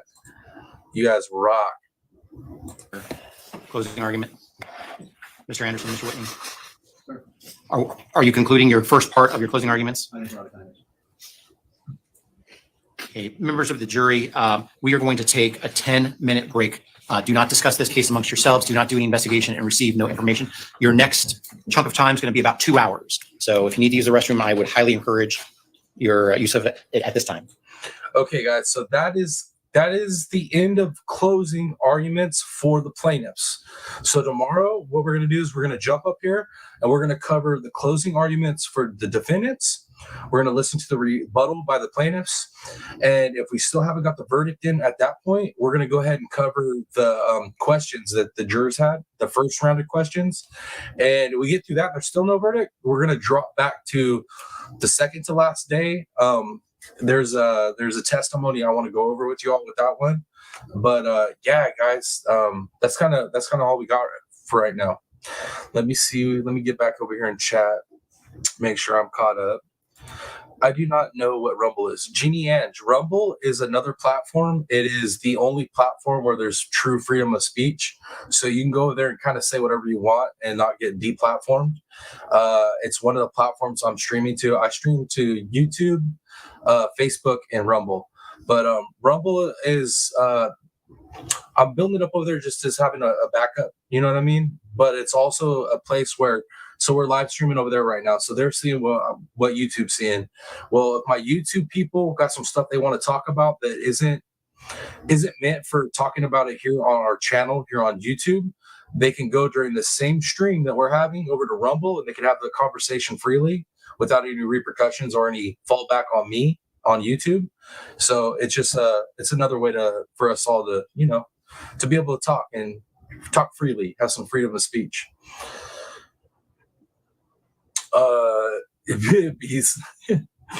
Nah, they still here. They still here. Sam said my phone died. Oh my. She is crying. Yeah. Yeah, it just got emotional because they were talking about her mama. Oh, Luis, you joined up? You part of the OG too. That's what I'm talking about right there. So you'll be able to get the members only everything. thank you so much for joining up, becoming part of the family. Man, y'all, I'm telling you right now, I looked at our members count, and our member count for our subscriber count, the ratio is insane, y'all. Like, it doesn't even make sense to me how we have this many members with such a small channel. And all that tells me is that we got a solid community of people that want to be here, that want to be a part of it. And I feel beyond blessed, y'all.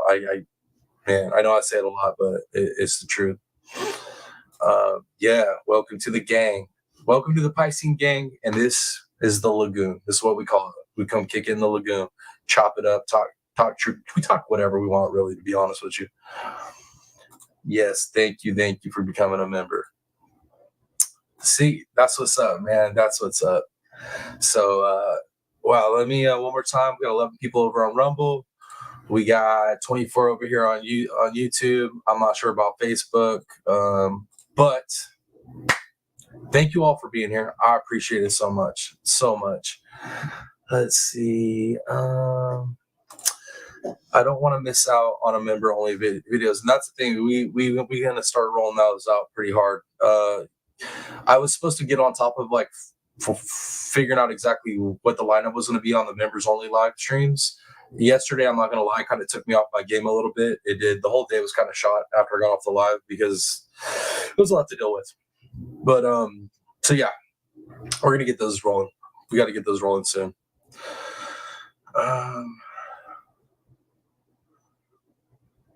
Sweet, right on, man. So I see you all chopping it up over on Rumble. I got the Rumble chat. I can see you guys chatting over there.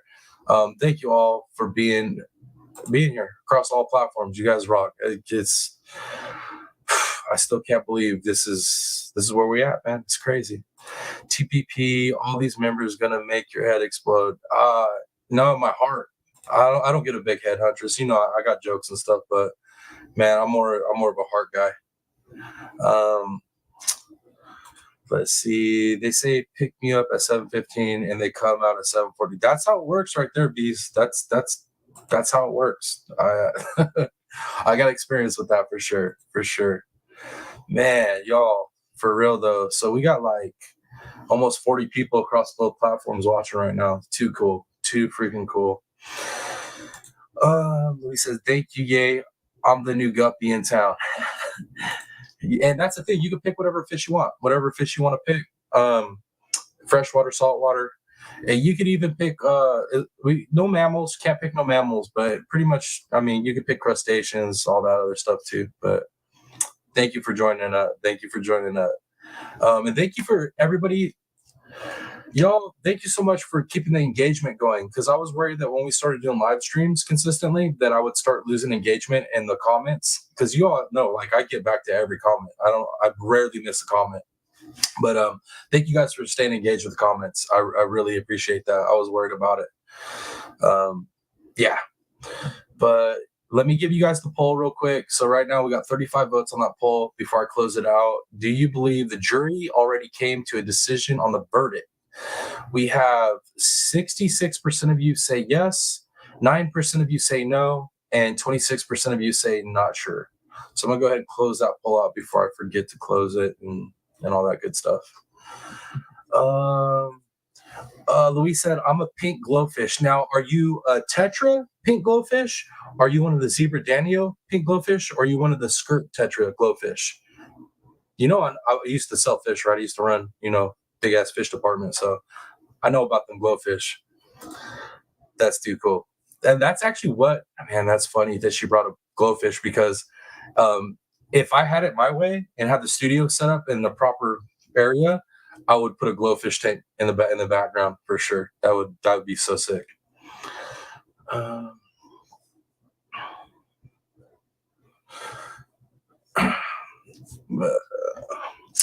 So, all right, guys. So that is it for, like I said, that is it for the closing arguments for the plaintiffs. Tomorrow we'll definitely listen to the defense's closing, then plaintiff's rebuttal. Like I said, we'll get into the juror questions, and hopefully by then we get the verdict we all want. Yeah, I definitely do know the fishes. I got the fishes down, and those glowfish are definitely beautiful. But that being said, y'all, let me give some shout outs, some love real quick to all my people that donate. before we wrap it up, y'all, because you know it takes me like 30 minutes to wrap up the show. So far for my month of November donators through PayPal, Cash App, Venmo, we have Sassy7 and Angela K, both with 1. And then for my super chatters, my super stickers, we got BM Turtle Madness with 4. We got Moto Mom with 1. We got ZA with 1. We got Lori P with 1. Jeannie Ange with 1. Angela K with 1. Pat Gaines with 2. And Easy E with 1. Appreciate y'all. Much love. And then for my membership donators, we got Moto Mom with 20 memberships crushing. And we got ZA with 5. So appreciate you all. Y'all know I can't do it without you. That's it. It is what it is. But that being said, let me do the wrap up, y'all. If you guys want to get a hold of me to have me cover a case, or you have information to send me on a case or a trial, or you just want to talk to me, let me know how I'm doing on this channel, all that good stuff. All the links for all my socials, Instagram, X, Facebook, or my email, that's all down in the video description. There we go. And then the channel description as well. And if you want to donate to the channel, Venmo, PayPal, Cash App, the links for that are also in the channel description and in the video description as well. If you do a donation, leave your screen name, let me know what platform you're watching me from, and let me know what you think about the channel. I just want feedback from y'all. I want to know how I'm doing. Regardless if it's good or bad, I'll take it all in. So let me know. If you want to donate to the channel, but you don't want to do no money donations, and you want to help with the studio, I have the Amazon registry. And it's just all studio equipment that will improve the quality of the show. So if you want to help with that, I'd appreciate it greatly. If you don't want to help with any of it, I appreciate that too. It's cool. Showing up, give me the view, smash the like, and sharing the videos. That's really all I could really ask for. So that being said, y'all, let me catch back up in chat before I say the final goodbyes. Y'all should know it takes me a while to do this by now. Julie Delk says, thanks for the Rumble platform. We're cussing like cray cray lol. you get the memo. And that's why I said, man, that's why that Rumble platform is dual, right? It's got dual purpose. It's a backup platform for me, just in case things get sideways here on YouTube. And then 2, it gives you guys a second place to watch the same live stream, but be able to conversate without, you know what I mean? You guys get it. You guys get what it's about. Darcilla says, everybody have a good night. Louise says, hey, I'm a regular water glowfish. I actually have 3. They just don't live with me. I have a blue, pink, and yellow. I'll have to find a pic and send it to you on Insta.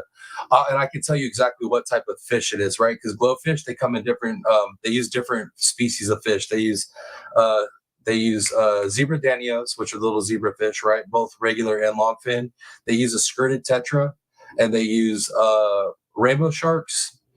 And what's the other one they use? They use one other one. I can't think of it right now. But yeah, send me pictures. I'll ID it. Let's see what else y'all are saying. And looks like I'm caught up, y'all. Looks like I'm caught up. Once again, thank you all for being here. I hope you enjoyed yourselves. Hope you appreciated the stream. Hope you got either some laughs out of it, some education out of it. We had some smart people dropping knowledge in here constantly. But yeah, hopefully you guys enjoyed it. I appreciate y'all being here. But that being said, y'all, it's that time. It's your boy, the real Piscine Predator, aka TPP, baby. And until next video or the next live stream, I'm out, y'all. Much love. Peace.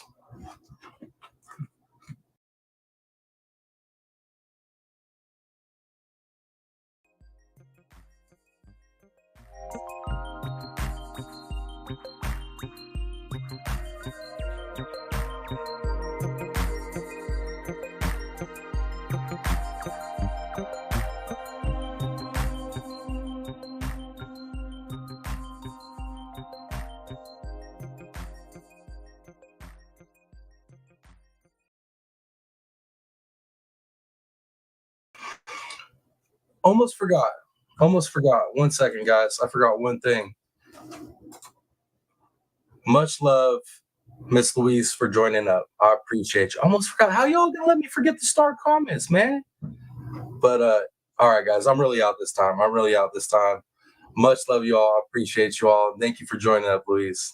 Y'all rock. Love you. I'm out, y'all. Peace.